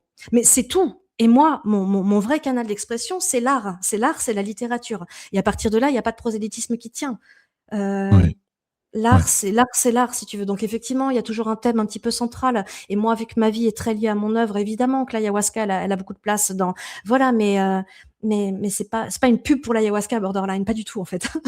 Voilà. Bah, en fait, si tu veux, c'est qu'il y a eu, il y a une dizaine d'années, beaucoup de stars qui ont fait des expériences, qui en ont témoigné. Je me souviens de Michelle Rodriguez, l'actrice de Fast and Furious, qui avait fait tout un documentaire là-dessus. Je sais plus quelle autre star en parlait, comme si ça devenait la révélation et que il y avait ceux qui l'avaient fait, puis il y avait les nulos. Et du coup, c'est vrai que ça a beaucoup parlé. Alors moi, j'ai découvert ce monde-là grâce au documentaire de Yann Kounen, D'autres mondes, je crois qu'il est du début des années 2000, que j'ai dû voir au moins 5 ou 6 fois, et qui est extraordinaire. Alors Yann Kounen, il a beaucoup aussi vulgarisé, entre guillemets, ses expériences sous ayahuasca, en faisant des films en réalité virtuelle, en faisant aussi des images et tout. Alors bon, pour le coup, lui, il est plutôt aligné sur ce sujet, et il peut en parler. Il a, je crois, fait plus de 200 cérémonies, je crois, si c'est pas plus. Euh, Qu'est-ce que tu penses justement de cet équilibre entre la diffusion de ce procédé initiatique qui finalement fait du bien à l'âme, et l'idée que c'est peut-être des fois un peu too much, ou que tout le monde n'est peut-être pas fait pour le faire. Enfin, quel est Mais l'équilibre tout, juste selon toi? mais tout le monde n'est pas fait pour le faire. Et Yann Kounen, qui est un gros puriste comme moi, il dira la même chose. C'est absolument pas Mm. pour tout le monde. Et je dirais qu'en fait, l'important dans ces cas-là, c'est aussi de dire, ne le faites pas ici. Et ça, c'est quelque chose que Oui, je me confronte énormément parce qu'il y a beaucoup de gens, il y a beaucoup de gens qui font un putain de business, je suis désolée, oui. avec l'ayahuasca et qui justement, en fait, vont chercher des bouteilles là-bas, ils ont bu, même s'ils en ont bu 150 fois de l'ayahuasca, ça fait pas de toi un chaman, soyons clairs. Voilà, moi aussi j'en ai bu 150 fois, je ne suis pas du tout chaman, pas du tout, je t'explique quoi. Bref, et donc voilà, par contre, dire aux gens, ça vous intéresse, vous voulez le faire d'une façon éthique, sérieuse, d'une façon profonde, d'accord. Allez à la rencontre des peuples qui le pratiquent, que ce soit les Shipibo ou quelqu'un d'autre. Paye-toi ton billet d'avion, paye-toi ta diète de plantes, passe un mois dans la jungle pour de vrai, vas-y. Et que l'argent de l'ayahuasca revienne aux gens de l'ayahuasca aussi. Ça, c'est peut-être un petit peu important quand même, parce que je t'explique la marche qui se font, les gens qui le pratiquent en Europe, quoi, alors qu'ils sont même pas chamans et qui mettent les gens en Euh, danger. Et alors, ça, vraiment, je peux en parler, hein. je vais nuancer. Moi, j'ai croisé des gens en voyage au Pérou qui payaient leur session 200 $ par jour, hein, en truc avec 30 ou 40 personnes, hein. Donc, tu vois, Oui, il n'y a pas que ouais, les mais Occidentaux qui sont des marges, hein. Ouais. je sais, mais ça, par contre, là, il est important de rappeler il en est de la responsabilité de chacun de Mm, se renseigner convenablement avant mm. sur comment pratiquer la chose pour que ça fasse de mal à personne et que ça fasse du bien au plus grand monde. C'est-à-dire, effectivement, rétribuer quand même correctement les personnes, les shippies qui vont nous recevoir ou voilà, ne pas se faire de mal à soi-même. Et là, en fait, c'est aussi pour ça que j'écris un blog comme mon blog, qui fourmille d'informations et ils font 3 mètres de long, mes articles, où j'essaye d'être le plus précise possible pour justement que les gens soient renseignés. Mais là, il en va de la responsabilité de chacun de pas se mettre en danger et de pas faire n'importe quoi, encore une fois, quoi. Oui, parce que moi j'ai entendu des gens, ils avaient une espèce de petite baraque dans la jungle, sans bouffer, sans boire. Ils payaient ça 1500, 2000 dollars des fois la semaine. Tu vois, avec les Indiens, enfin, t'es là, genre, ah oui, donc tu viens de dépenser 4000 euros, plus de 4000 euros dans le mois, là, juste pour faire 3 quêtes de vision par semaine et ne pas bouffer à part du manioc. Et tu reviens avec, tu vois, limite, tu vois, des carences, de la dysenterie et je Ouais. sais pas quoi. Donc, c'est vrai que c'est ça aussi l'équilibre à trouver. Donc, c'est bien justement des personnes comme toi qui donnent l'information. Alors, il y a le lien de ton blog en description de cette vidéo si vous voulez aller voir justement tous les articles de Zoé. Euh, voilà, donc je sais pas si tu veux rajouter quelque chose là-dessus ou sinon on continue. Non, continuons. Voilà. Euh, Quel est le rapport justement aux plantes et à l'Occident? Alors, c'est intéressant parce que tu vois, quand tu vois des films des années 30, par exemple, 1920, 1930, même finalement, les drogues comme la cocaïne étaient en libre service, tu les achetais en pharmacie. C'est quand même assez drôle hein, quand tu vois même les écrits de George Sand ou de Musset qui se défonçaient tout le temps avec des drogues dures. Enfin, voilà. Il y a eu bien sûr le boom des années 70 avec des excès, avec cette espèce de quête, tu vois, avec je crois, ce roman qui s'appelait Flash, je crois, où c'était vraiment J'a l'idée d'aller, Ouais. À 4 mon voilà, 12 défoncé à l'héroïne, à la morphine en l'occurrence, ouais, ouais. exactement, aux opiacés. Ouais.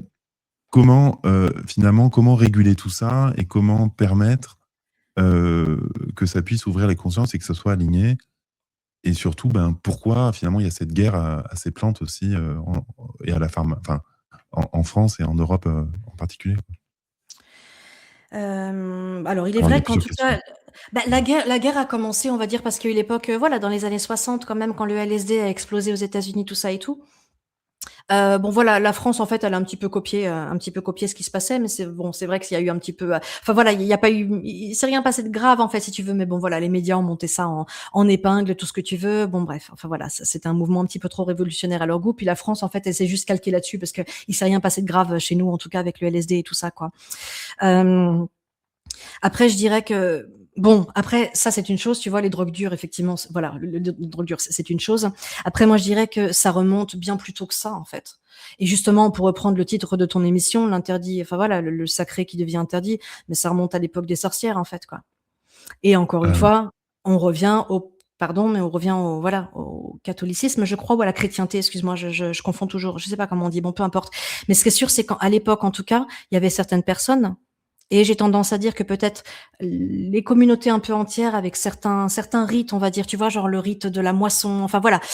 À l'époque, il y avait encore des espèces de rites comme ça qui nous mettaient en contact avec la nature, qui nous mettaient peut-être avec des états en état modifié de conscience. Il me semble que le rite de la moisson en particulier avait quelque chose d'un petit peu chamanique. Bon bref, peu importe. Et donc il y avait effectivement des sorcières et des chamans et des druides, si tu veux, qui avaient un accès direct, on va dire, tout ça. Et en fait, bah voilà, c'est une question de pouvoir, encore une fois. Tu as l'Église qui se pointe et qui interdit, en fait, qui conditionne, en fait, le rapport à Dieu, le rapport au divin, le rapport au sacré. Il faut passer par eux pour y avoir droit, quoi. T'as pas le droit d'avoir des visions toi tout seul. Ça dépend en fait de ce que nous on va te dire. Et en fait, on voit bien que c'est la peur en fait qui a été instaurée. Déjà, il faut voir en fait l'enfer catholique et le Dieu, et c'est qui est un Dieu vraiment vengeur. Et il est vraiment pas gentil en fait quoi. oui, c'est Tu les gavé en fait. maintiens dans la Tu peur quoi. Ouais. Tu les maintiens dans la peur. Et donc, si tu veux le paradis, si tu veux machin, bah non, c'est pas en prenant les champignons que tu vas. Alors qu'en fait, si, quand tu prends des champignons, tu peux y avoir droit au paradis. Mais non, en fait, si tu veux ton paradis, bah non, va falloir que tu nous obéisses, parce qu'en fait, quand t'as peur, t'es obéissant. T'es très obéissant en fait quand t'as peur, et donc tu respectes les figures d'autorité, tout ça. Et donc voilà, si tu veux ton paradis, bah tu vas bien obéir toute ta vie comme un mouton, et puis peut-être que tu auras droit à la fin. Et puis je pense qu'en fait voilà, ce modèle qu'on voit là, c'est un modèle qui est répété là de nos jours. En fait, fondamentalement, ce que ça fait, l'ayahuasca ou la diète de plantes, quand c'est pratiqué bien, c'est qu'en fait, ça te défait de la peur. Et quelqu'un qui n'a pas peur, il est beaucoup moins contrôlable. Il est beaucoup moins soumis, il est beaucoup moins obéissant, et il consomme aussi beaucoup moins. Parce que quelqu'un qui consomme, c'est en général pour vider un espèce de vide intérieur où ah bah je vais m'acheter du maquillage parce que j'ai peur qu'on m'aime pas. Ah bah je vais prendre une assurance parce que j'ai peur de ça. Ah bah c'est la peur qui nous fait consommer fondamentalement. tu vois, et qui nous fait obéir aussi à un système complètement injuste. Alors qu'avec les plantes, elles ont effectivement un fort potentiel émancipateur quand tu fais un gros boulot. Et en fait, on est beaucoup moins manipulable, tu vois. C'est comme en fait, et ça c'est un truc qu'on voit. Et je parle pas uniquement du système, mais quand la marionnette elle lève les yeux et qu'elle voit qui c'est qui lui tire les ficelles, bah le marionnettiste il perd de son emprise. Hein. Et je parle de ça pas uniquement pour un système tu vois, qui serait tortionnaire avec nous. Je parle de ce qui se passe à l'intérieur parce que la liberté elle est principalement intérieure. Et quand tu vois ce qui te tire les ficelles, la peur qui te tire les ficelles à l'intérieur de toi et que tu arrives un petit peu à la calmer. En fait, ce que tu nous dis, c'est finalement les marionnettistes sont la manifestation de nos peurs et pas la cause de nos problèmes, un petit peu. Alors les marionnettistes je ne sais pas. Honnêtement, je sais pas je sais pas quel est l'œuf ou la poule. Je pense que oui, effectivement, il y a certaines figures d'autorité qui sont montées là-haut et qui ont, voilà, en nous retirant, on va dire, notre accès direct à la à la transcendance, à l'amour, à la foi, des trucs comme ça. Ils nous ont bien, ils nous ont bien coupé l'herbe sous le pied, ça c'est certain. Mais après, ce que je veux dire aussi, c'est qu'en fait, quand tu vises la liberté, faire la révolution contre le système, ça ne suffit pas. Et c'est même en fait a priori pas le début. Le début, en fait, ça se passe à l'intérieur. Et justement, dégommer ces petits tyrans intérieurs, tu vois, Oui. ces petits épouvantails à l'intérieur, ces illusions, beaucoup, les illusions c'est ça qui nous empêche en fait. Et ça, effectivement, les psychédéliques, elles sont reconnues pour ça, pour arriver à se regarder dans le blanc des yeux et découvrir Mais tu surtout une vois, part de nous-mêmes qui est confiante, quoi. Pardon. tu nous parles de la chrétienté, mais pour moi, ça démarre même avec les Romains envers l'extermination de. Enfin, peut-être que c'est après, mais tu vois, les Romains sur les Celtes et les Druides qui les exterminent tous. Je ne sais pas si c'est pas même antérieur à la chrétienté, à moins que les Romains soient les dignes héritiers des chrétiens, je ne sais pas, mais. Non, mais oui, mais c'est le même système de toute façon. Ouais. De toute façon, tu deviens insaisissable, honnêtement, quand tu découvres cette autre dimension de toi-même, cette dimension transcendante de toi-même où franchement, ouais, effectivement, tu as un réservoir de foi, de potentiel, de créativité, de talent, de tout ce que tu veux. Quand tu mets la main sur ce truc-là, c'est comme un trésor, quoi, tu vois? C'est comme un trésor et il y a beaucoup de il y a beaucoup de je sais pas, de systèmes, on va dire, qui n'ont pas intérêt à ce que tu mettes la main là-dessus parce qu'encore une fois, quand tu réalises, en fait, le pouvoir et la liberté que tu as, mais tu es insaisissable, en fait, quoi. Est-ce que tu crois qu'ils ont envie de ça? Sans être parano, sans être complotiste, voilà, quoi. Mais si je prends ton exemple, est-ce que tu dirais que. Donc, tu disais tout à l'heure en rigolant, mais peut-être que c'est pas si faux que ça, que tu as fait plus d'une centaine de sessions. Est-ce que tu sens que finalement, il y a une vraie libération en toi et que tu es comme un submissif, comment on dit, on peut pas te soumettre ou que enfin, là, tu n'es pas, tu es une insoumise, voilà, je cherchais le mot. Est-ce que tu dirais que tu vois, tu as réussi à dépasser tes peurs, en tout cas les peurs que l'État pourrait inséminer en toi pour te tenir en Oui, esclavage? alors moi, j'ai pas été élevée de la même façon que les autres et en ça, je remercie ma mère parce que j'ai pas été élevée du tout de la même façon que les autres. Ce qui fait qu'en fait, je pars avec une grosse chance en fait, une grosse chance où en fait j'ai eu le droit d'être qui je suis depuis le début. On ne m'a jamais imposé de peur justement qui venait de mes parents. Genre il faut que tu travailles bien à l'école parce que si t'as pas de métier, qu'est-ce que tu vas devenir? Tu vas finir à la rue. J'ai pas du tout entendu ça. Et c'est vrai qu'en général, c'est les parents qui sont un petit peu les colporteurs, si tu veux, des messages du système parce qu'ils sont eux-mêmes embrigadés, ils sont eux-mêmes matrixés, comme on dit. Et du coup, bah voilà, c'est eux qui se mettent comme les agents, on va dire, voilà, qui te matrixent à toi aussi, quoi. Moi, j'ai pas eu ça. Donc, je pars avec un gros. Pour moi, c'est normal de réaliser mes rêves. C'est normal de tout faire pour réaliser mes rêves, de n'écouter que mes intuitions, que mes envies. C'est normal, tu vois. Donc, je pars pas comme les autres. Par contre, ce que je veux dire, c'est que effectivement, il y a plein de choses qui m'empêchaient de me réaliser moi-même. Mais ça, c'était des trucs à l'intérieur, des trucs liés au masculin, au féminin, tu vois, des trucs liés à l'argent, parce que par contre, je viens d'une famille qui est pas très très riche, tu vois, et donc la peur, enfin voilà, je pense que tout le monde comprend à peu près ce truc-là. Donc il y avait quand même des peurs, on va dire, qui venaient pas du système du tout, mais qui venaient de d'autres trucs, tu vois. Et ça, par contre, effectivement, oui, mais c'est pas d'avoir pris de l'ayahuasca 100 fois le truc, c'est pas ça. L'ayahuasca, c'est une chose, mais c'est aussi, comme je disais, la diète de plantes. Quand tu pars en isolement, en fait, régulièrement dans la jungle, pour aller creuser longtemps en toi, dans le silence, dans la solitude, sans rien bouffer, sans machin, ça fait bouger énormément de choses.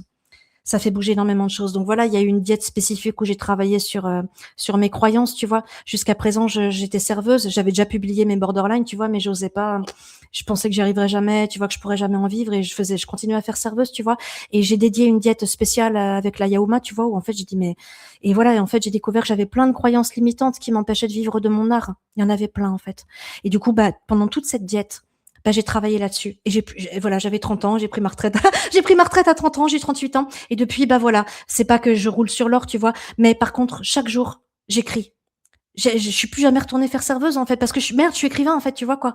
Et ça, c'est la Yaouma qui m'a permis de le faire. Et donc après, il y a plein d'autres choses. J'ai des problèmes avec l'amour, j'ai des problèmes avec plein de trucs, en fait, comme tout le monde, tu vois? Mais quand il y en a marre, bah, je pars en diète de plantes et je me dis: «OK, là, je vais travailler là-dessus, quoi». Et oui, effectivement, ça me libère et petit à petit, ça me libère de plus en plus. Voilà. Je vais pas te lâcher, on va continuer à creuser parce que c'est très important ce que tu dis et je trouve qu'on touche du doigt quelque chose de fondamental là-dedans. Donc, finalement, tout se passe à l'intérieur. La plante est un médium qui permet une prise de conscience, mais qui n'est pas la prise de conscience elle-même. C'est comme un intermédiaire.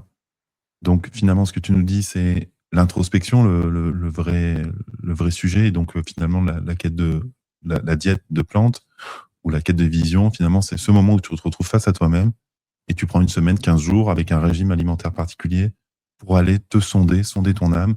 Et c'est là qu'il y a un vrai changement. Je réinterprète bien ce que tu dis, on est d'accord. Oui. Et ça, on peut le faire en Occident. Je veux dire, tu peux aller dans les Cévennes, au fin fond tu vois, et faire ça avec, je sais pas moi, du pain ou n'importe quel, ou je sais pas moi, un arbre même, tu vois, un peu plus sacré. Mais je veux dire, est-ce qu'il y a besoin d'aller en Amazonie pour ça? Est-ce qu'il y a quelque chose de spécial là-bas qu'on n'a pas, nous, dans nos forêts? Bah, disons qu'il y a un savoir-faire. Il y a un savoir-faire et je tiens quand même à insister. Par exemple, tu vois, il y a le chêne a une belle réputation de plante maîtresse chez nous, mais il faut Mmh. savoir qu'il y a certains types de chênes et une certaine concentration. Par exemple, si tu fais, bouillir de l'écorce de chêne pour te faire voilà, ton remède, tu vois? Ça peut être toxique et en fait, nous, ce savoir-là, on ne l'a pas. En plus, comme je disais, pour pouvoir invoquer vraiment l'esprit de la plante et qu'elle t'enseigne quelque chose, il faut savoir le faire et nous, bah, on sait pas le faire, en fait. C'est pareil, c'est très important qu'en fait, il y ait quelqu'un qui chapeaute la diète, à part quand tu es vraiment, voilà, vraiment expérimenté et que tu peux faire des diètes tout seul. Mais c'est con, mais l'ouverture de diète, c'est un procédé particulier. La fermeture de diète avec la pose de protection, les arcanas, les protections pour que l'énergie de ta plante, elle reste dedans et que les merdes de l'extérieur, elles puissent pas rentrer. C'est pareil, le fait qu'il y ait pas de croisement de diète. Il y a plein de paramètres. Alors évidemment, tu peux toujours aller t'isoler en avec ou sans plante, mais il y a pas dans ces cas-là, il y a pas le paramètre en fait d'être guidé par une sagesse qui est bien plus sage et bien plus ancienne que toi et tu as pas non plus accès aux états de conscience modifiés et je tiens à dire que si la plupart des peuples de la terre entière, c'est grâce aux états de conscience modifiés, c'est leur mode de connaissance. Les états de conscience modifiés sont leur mode de connaissance. Et on peut rajouter quand même qu'il y a beaucoup de prix Nobel chez nous qui ont avoué qu'ils ont découvert des trucs sur la chimie et les mathématiques grâce au LSD, d'accord? Il faut arrêter en fait, ou Tu grâce le ou vois dans dans un d'autres mondes rêve de ou Yann quelque Kounen. chose. Mmh. De quoi? C'est dans d'autres mondes de Yann Kounen qu'il en parle justement, de ces Mais prix mais Nobel, mais ouais. Mais oui, mais tout le monde le sait. Tout le monde le sait. C'est pareil, Albert Hofmann, en fait, c'est un rêve, hein, qui l'a Oui. incité à prendre son LSD Mmh. et honnêtement, le LSD, c'est aussi une substance miraculeuse pour, aller, dans les Et tréfonds et même, regarder ce qui se Alice passe, hein. au pays des merveilles, hein, c'est écrit, suite à une nuit de LSD, Mais oui, oui, oui, il mais y a la plupart mais ce qu'il faut comprendre, en fait, c'est que voilà, je sais pas pourquoi on fait une telle différence, en fait, entre l'état de conscience vigile et les états de conscience modifiés. Un rêve est un état de conscience modifié. Quand tu conduis ta voiture et que franchement tu es pas là, c'est un état de conscience modifié. Les petites rêveries, les petits machins, faire l'amour, un orgasme, me dis pas que c'est pas un état de conscience modifié. Il faut arrêter, en fait, avec ça. Il faut arrêter. Encore une fois, ça, je pense quand même que c'est un petit peu, hein, c'est un petit peu dans l'intérêt de certains que, bah voilà, ça c'est autorisé, ça c'est pas autorisé. Alors qu'en fait, on se coupe, en fait, de tout un tas de capacités d'appréhension du réel qui est en fait faramineux. Quand tu acceptes les états de conscience modifiés et qu'effectivement un rêve n'est pas simplement un rêve, mais il y a quelque chose, alors soit que tu analyses ça comme si ça vient de l'inconscient collectif, de ton inconscient, de ton passé, on s'en fout en fait. Ce qui est sûr en tout cas, c'est qu'il y a des informations là-dedans qui parlent, en l'occurrence peut-être au cerveau droit, tu vois, le cerveau intuitif, tout ça c'est pareil, c'est super important en fait. Mais nous, on est une société qui a dit non. Les intuitions, les rêves, les machins, non, ça vaut rien, ça. Vous avez pas le droit à ça. Alors qu'en fait, c'est un mode d'appréhension du réel qui, du coup, effectivement, débouche sur une connaissance qui est phénoménale. Et je tiens à dire que tout le monde vraiment peut s'en rendre compte. Un psychédélique, ayahuasca ou n'importe quoi d'autre, c'est, comme on dit souvent, ça fonctionne pour l'esprit à la manière d'un télescope ou d'un microscope. C'est-à-dire que ça peut te permettre de voir des choses qui sont très très loin, très très vieilles, comme l'espace, ou situées dans l'infiniment petit. Et ça, on peut en parler au sujet du monde et au sujet de ce qui se passe à l'intérieur de toi aussi, tu vois. C'est ça, en fait, un état de conscience modifié. Et Oui, interdire mais l'accès à ça, c'est interdire un paquet de choses. alors, tu prêches un convaincu et je pense que tu prêches même des convaincus sans parler au nom de tout le monde. Il y a quand même pour moi une nuance qui est très importante. L'état de conscience modifié, amplifié, altéré, oui. Mais comment savoir où l'on va? Parce qu'il y a quand même des grosses dimensions astrales, il y a quand même beaucoup une matrice involutive, entre guillemets, alors on n'y croit pas, mais on va dire que si par exemple, tu prends, je sais pas moi, tu es dans une soirée électro, avec, plein de gens, et puis, tu as mélangé des trucs, et puis machin, et puis tu prends, un hallucinogène et tu peux, déjà faire un sale trip, tu peux aller dans des dimensions complètement horribles, tu peux aller dans les spectres, les esprits, enfin horribles, enfin je dis pas ça que pour dire qu'il faut pas le faire. Je dis juste qu'il y a des conditions, pour lesquelles le faire et tout le monde n'est pas adapté au niveau psychique. Il y en a quand même qui ont des faiblesses psychiques qui peuvent, avoir, une tendance à la schizophrénie, à la paranoïa et ensuite, où est-ce qu'on va? Parce qu'il y a plein de plantes, comme on l'a dit au début, qui peuvent nous amener dans des endroits, qui sont des dimensions, extrêmement, horribles, involutives, flippantes, et qui peuvent prendre le contrôle de nous et faire de nous des tarés, enfin, tu vois? Oui, Comment on je encadre ça? pense à ouais, je pense à la datura, tu vois? Il y a des tas de gens, en Oui, France et j'en connais, hein, qui ont été comme des crétins à aller bouffer des graines de datura dans les champs et il y en a qui en sont jamais revenus pour le coup, hein. Il ouais, y en a qui en ouais, sont jamais revenus. Donc évidemment, bien que je ne sois pas non plus contre l'usage récréatif, voilà, pour moi mais encore une fois, là par contre, il faut mettre un peu plus de force, entre les mains de chacun. La responsabilité, c'est important en fait que chacun, prenne ses responsabilités et en fait là, je pense qu'on est dans une société où, bah, voilà, on attend que l'État nous autorise ou nous interdise quelque chose. Donc c'est un peu oui, l'État, tu vois, qui fait la maman, quoi. Alors que dans une oui, société un petit peu plus mature, bah, en fait, tu te renseignes, quoi. Et oui, effectivement, dans une société où ce serait autorisé, peut-être qu'on reviendrait à l'initiation par les aînés et au rite de passage, au truc oui, initiatique. oui, Tu vois? oui, Peut-être qu'on y oui, reviendrait, quoi. oui. Et dans Oui, ces parce qu'on cas-là, ça ferait le serait culte pris du dans un bon jeunisme. environnement. Oui, parce que maintenant, tu es vieux, tu vas en EHPAD et tu es jeune, tu es une star et tu as des millions de followers, quoi. Donc tu vois, les C'est vieux sont vrai. inutiles et les jeunes, être, tu vois, à 20 ans, Ouais, tu es périmé, quoi. Donc ouais. c'est vrai que c'est compliqué. En effet, la sagesse de l'ancestralité, la transmission, moi, j'aime beaucoup les anciens, j'apprends beaucoup d'eux, et oui, il y a en effet une connaissance comme ça qui est maintenue. Il y a aussi maintenant, j'en ai entendu parler plusieurs fois par plusieurs biais, en micro-dosage. Par exemple, j'ai entendu parler je vois un commentaire, sur les champignons, mais je connais des personnes qui le font, qui prennent des psylos en micro, je sais plus comment ça s'appelle, Oui. mais Microdosing, heu, ouais. ouais, en micro-dosing. Alors je sais pas ce que Mmh. tu en penses. Mais en effet, on va finir d'abord sur ce que tu disais précédemment. Liberté égale responsabilité. C'est-à-dire que finalement, liberté, c'est pas, vous me certifiez que je peux faire n'importe quoi et donc maintenant je suis libre et voilà.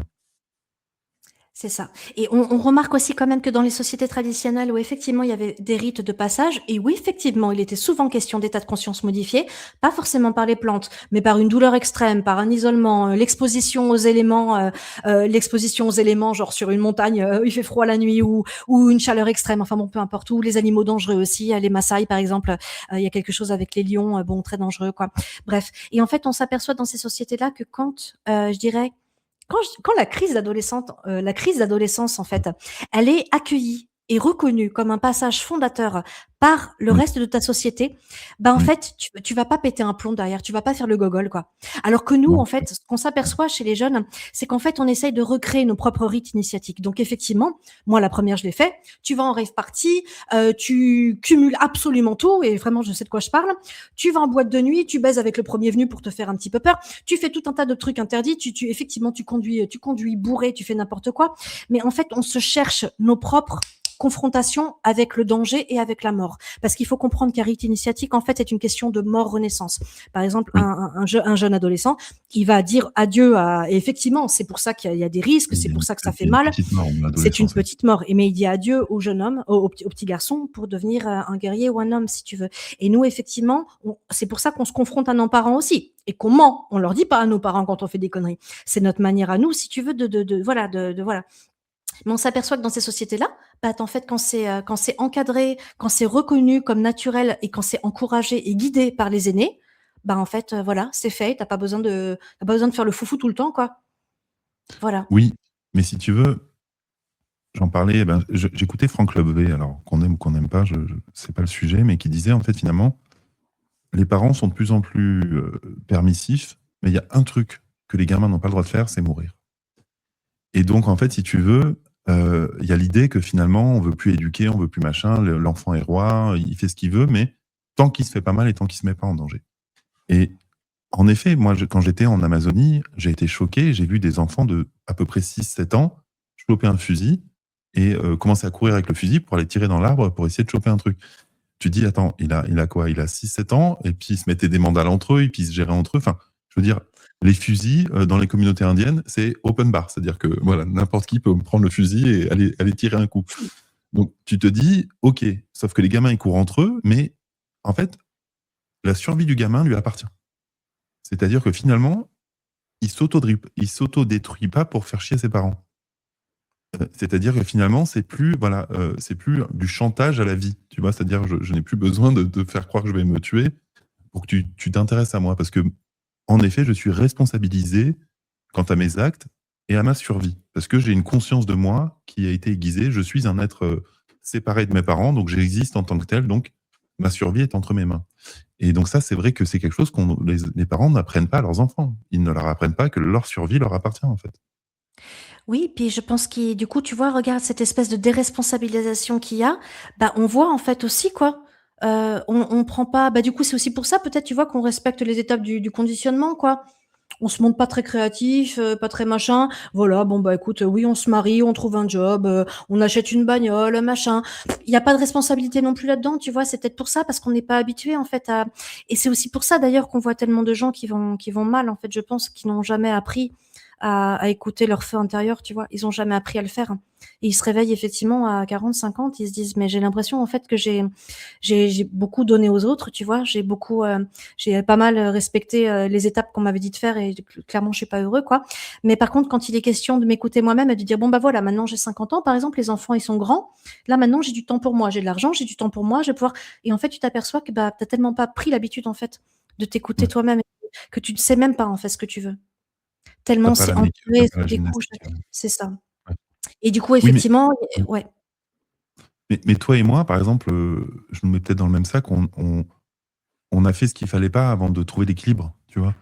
Oui. Et donc on s'est autodétruit, on a fait n'importe quoi, on s'est mis en danger et ainsi de suite. Mais c'est difficile de transmettre, aux générations ou aux personnes qui voudraient le faire, la bonne méthode parce que nous, on l'a peut-être trouvé par les extrêmes ou par, bon, OK, ça, c'est peut-être pas la bonne direction, mais tu vois, comment on y arrive de manière saine et apaisée sans avoir besoin, de passer ou alors peut-être qu'il faut passer par tous les extrêmes et que c'est ça une méthode saine?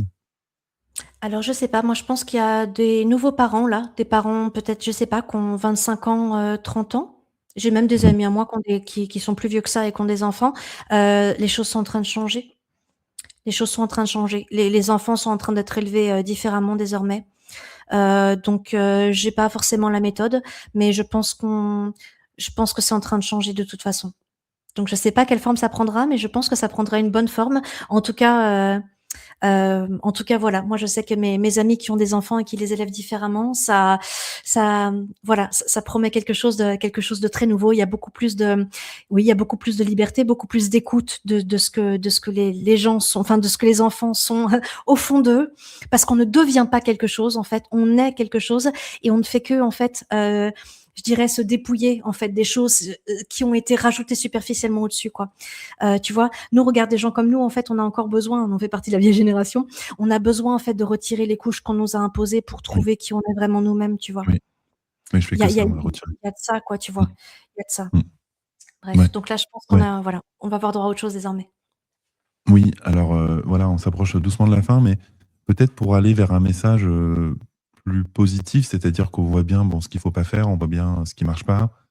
Heu, Qu'est-ce que tu dirais finalement, alors bien sûr, je te dis pas que tu dois prétendre avoir des vérités, mais si tu avais quand même des conseils à nous donner quant à, justement, peut-être réussir sa vie, réussir, cet équilibre d'indépendance, de s'écouter, enfin, sans tomber dans des autoroutes de trucs que tout le monde connaît, mais qu'est-ce que tu me donnerais comme conseil profond justement pour appliquer ces enseignements que tu as eus tout au long de tes expériences? Écouter le message de la mort. Je pense que la mort est le meilleur Non. conseiller. Il y a beaucoup de traditions qui le disent. Et moi, c'est vrai que ça, c'est aussi, alors ça, voilà, c'est pas les plantes qui me l'ont appris, soyons honnêtes. Je sais pas pourquoi, c'est quelque chose qui m'est venu dans la tête très, très tôt.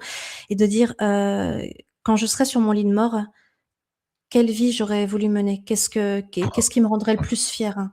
Et donc, face à un choix difficile, je sais pas, face à un choix difficile, tu te dis: «Au moment de ma mort, quand je regarderai ma vie, quand je regarderai en arrière, quelle décision je serai le plus, fière, le plus digne, en fait», tu vois? Le plus fier au niveau, pas au niveau égocentrique, tu vois? Mais le plus fier d'avoir pris. Par exemple, je sais pas, tu vois, tu face à, je sais pas, un patron, qui te marche clairement sur les pieds, tu vois? Il te marche sur les pieds, il te méprise, je peux en parler moi, tiens, en tant que femme, tu vois? Qui te manque de respect comme ça et tout. Et toi, tu t'écrases parce que tu as peur pour l'argent, tu vois? Tu bon, voilà, quoi. Tu as peur, encore une fois, tu vois? Tu as peur, quoi. Et ben, tu fermes ta gueule et puis tu supportes parce que, bah, l'argent, bah, parce que quand même, parce que machin. Et ben, quand tu regardes les choses du point de vue de la mort, tu dis: «Non, mais en fait, ce qui me rendrait fière, c'est d'assumer ma dignité là maintenant et lui dire: "Non, mais en fait, aucun être humain n'a le droit de traiter un autre être humain comme ça, je m'en vais, quoi"». Et j'ai pas peur, hein, et je fais confiance à la vie, je me fais confiance à moi-même, je fais confiance aux gens qui m'aiment pour ça va aller. Et je dirais qu'en fait, d'une manière générale, voilà, quand tu arrives à adopter ce point de vue-là, ça te permet de prendre toujours la bonne décision. C'est pas forcément ce qui va te rendre la vie la plus facile parce que du coup, ça évite beaucoup de concessions qu'un être humain fait pour se rendre la vie plus facile. Mais en fait, toutes les petites concessions que tu fais, ça te bouffe de l'intérieur. C'est comme un acide. C'est comme des petites pilules d'acide que tu prends et qui finissent par te dévaster de l'intérieur. Alors Oui. effectivement, tu vas pas être forcément riche, tu vas pas être forcément connu, tu vas pas être forcément machin, mais en attendant, c'est ce qu'on appelle l'authenticité. Tes proches, Mmh. ils vont t'aimer, et toi, tu t'aimeras toi-même et tu prends la confiance et plus tu prends la confiance, plus tu fais confiance en la vie. Parce qu'en fait, quand tu fais confiance en la vie et que tu vois qu'en fait, bah, la vie, elle répond. Elle répond et qu'elle te dit: «Tu as bien fait de suivre tes rêves, tu as bien fait d'écouter tu bien fait d'écouter ton cœur, tu as bien fait tout ça». Bah, ça te donne, tu vois, ça te donne la foi et tu dis: «Putain, bah, ouais, désormais, c'est comme ça que je mènerai ma vie, en fait». C'est pas la peur qui va diriger mes pas, c'est l'amour, c'est la foi et puis de toute façon, voilà, on s'en remet toujours, tu sais quoi? Enfin, voilà quoi. Bref. Ah, c'est ton rire que j'ai préféré dans tout ce que tu as dit.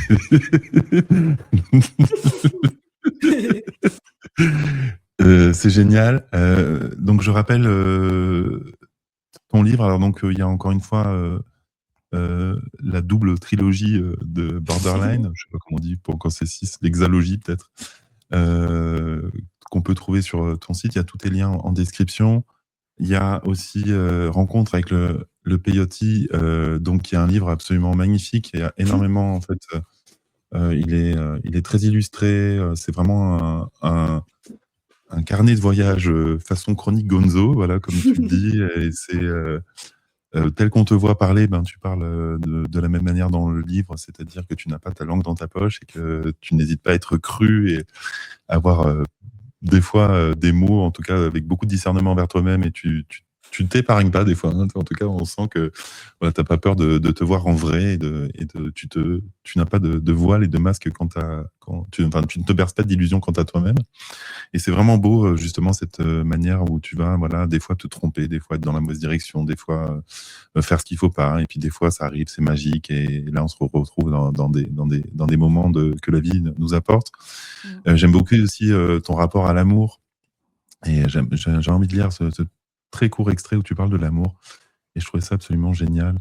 Et, euh, et tu dis, un jour, j'ai réalisé que le sentiment amoureux que je ressentais pour certains hommes était le même que celui que j'éprouve quand je suis en voyage. Ce regard d'amour qui rend les choses et les êtres si spéciaux à mes yeux. Ce regard qui leur rend leur magie et leur éclat, qui les transforme en diamants. Être amoureux de la vie, c'est ce qui se rapproche le plus pour moi de l'éveil. Et je trouvais que ce moment, bon, il y en a plein, j'ai noté, j'aurais aimé qu'on parle plus de ton livre, mais on va éviter de faire trop long. Mais en tout cas, tu as vraiment t'es une amoureuse de la vie et tu es une amoureuse des autres, des gens, et tu es profondément humaine. Et ça, c'est quelque chose que je trouve qui est rare, en fait. Finalement, on rencontre de moins en moins de vrais humains qui n'ont plus besoin tu vois, d'être aimés. Tu vois, je pense que tu t'en fous un peu qu'on t'aime ou qu'on t'aime pas. Ce qui compte pour toi, finalement, c'est d'être en vie, d'être là, et de ne pas être un zombie inanimé qui serait un simulacre d'être humain.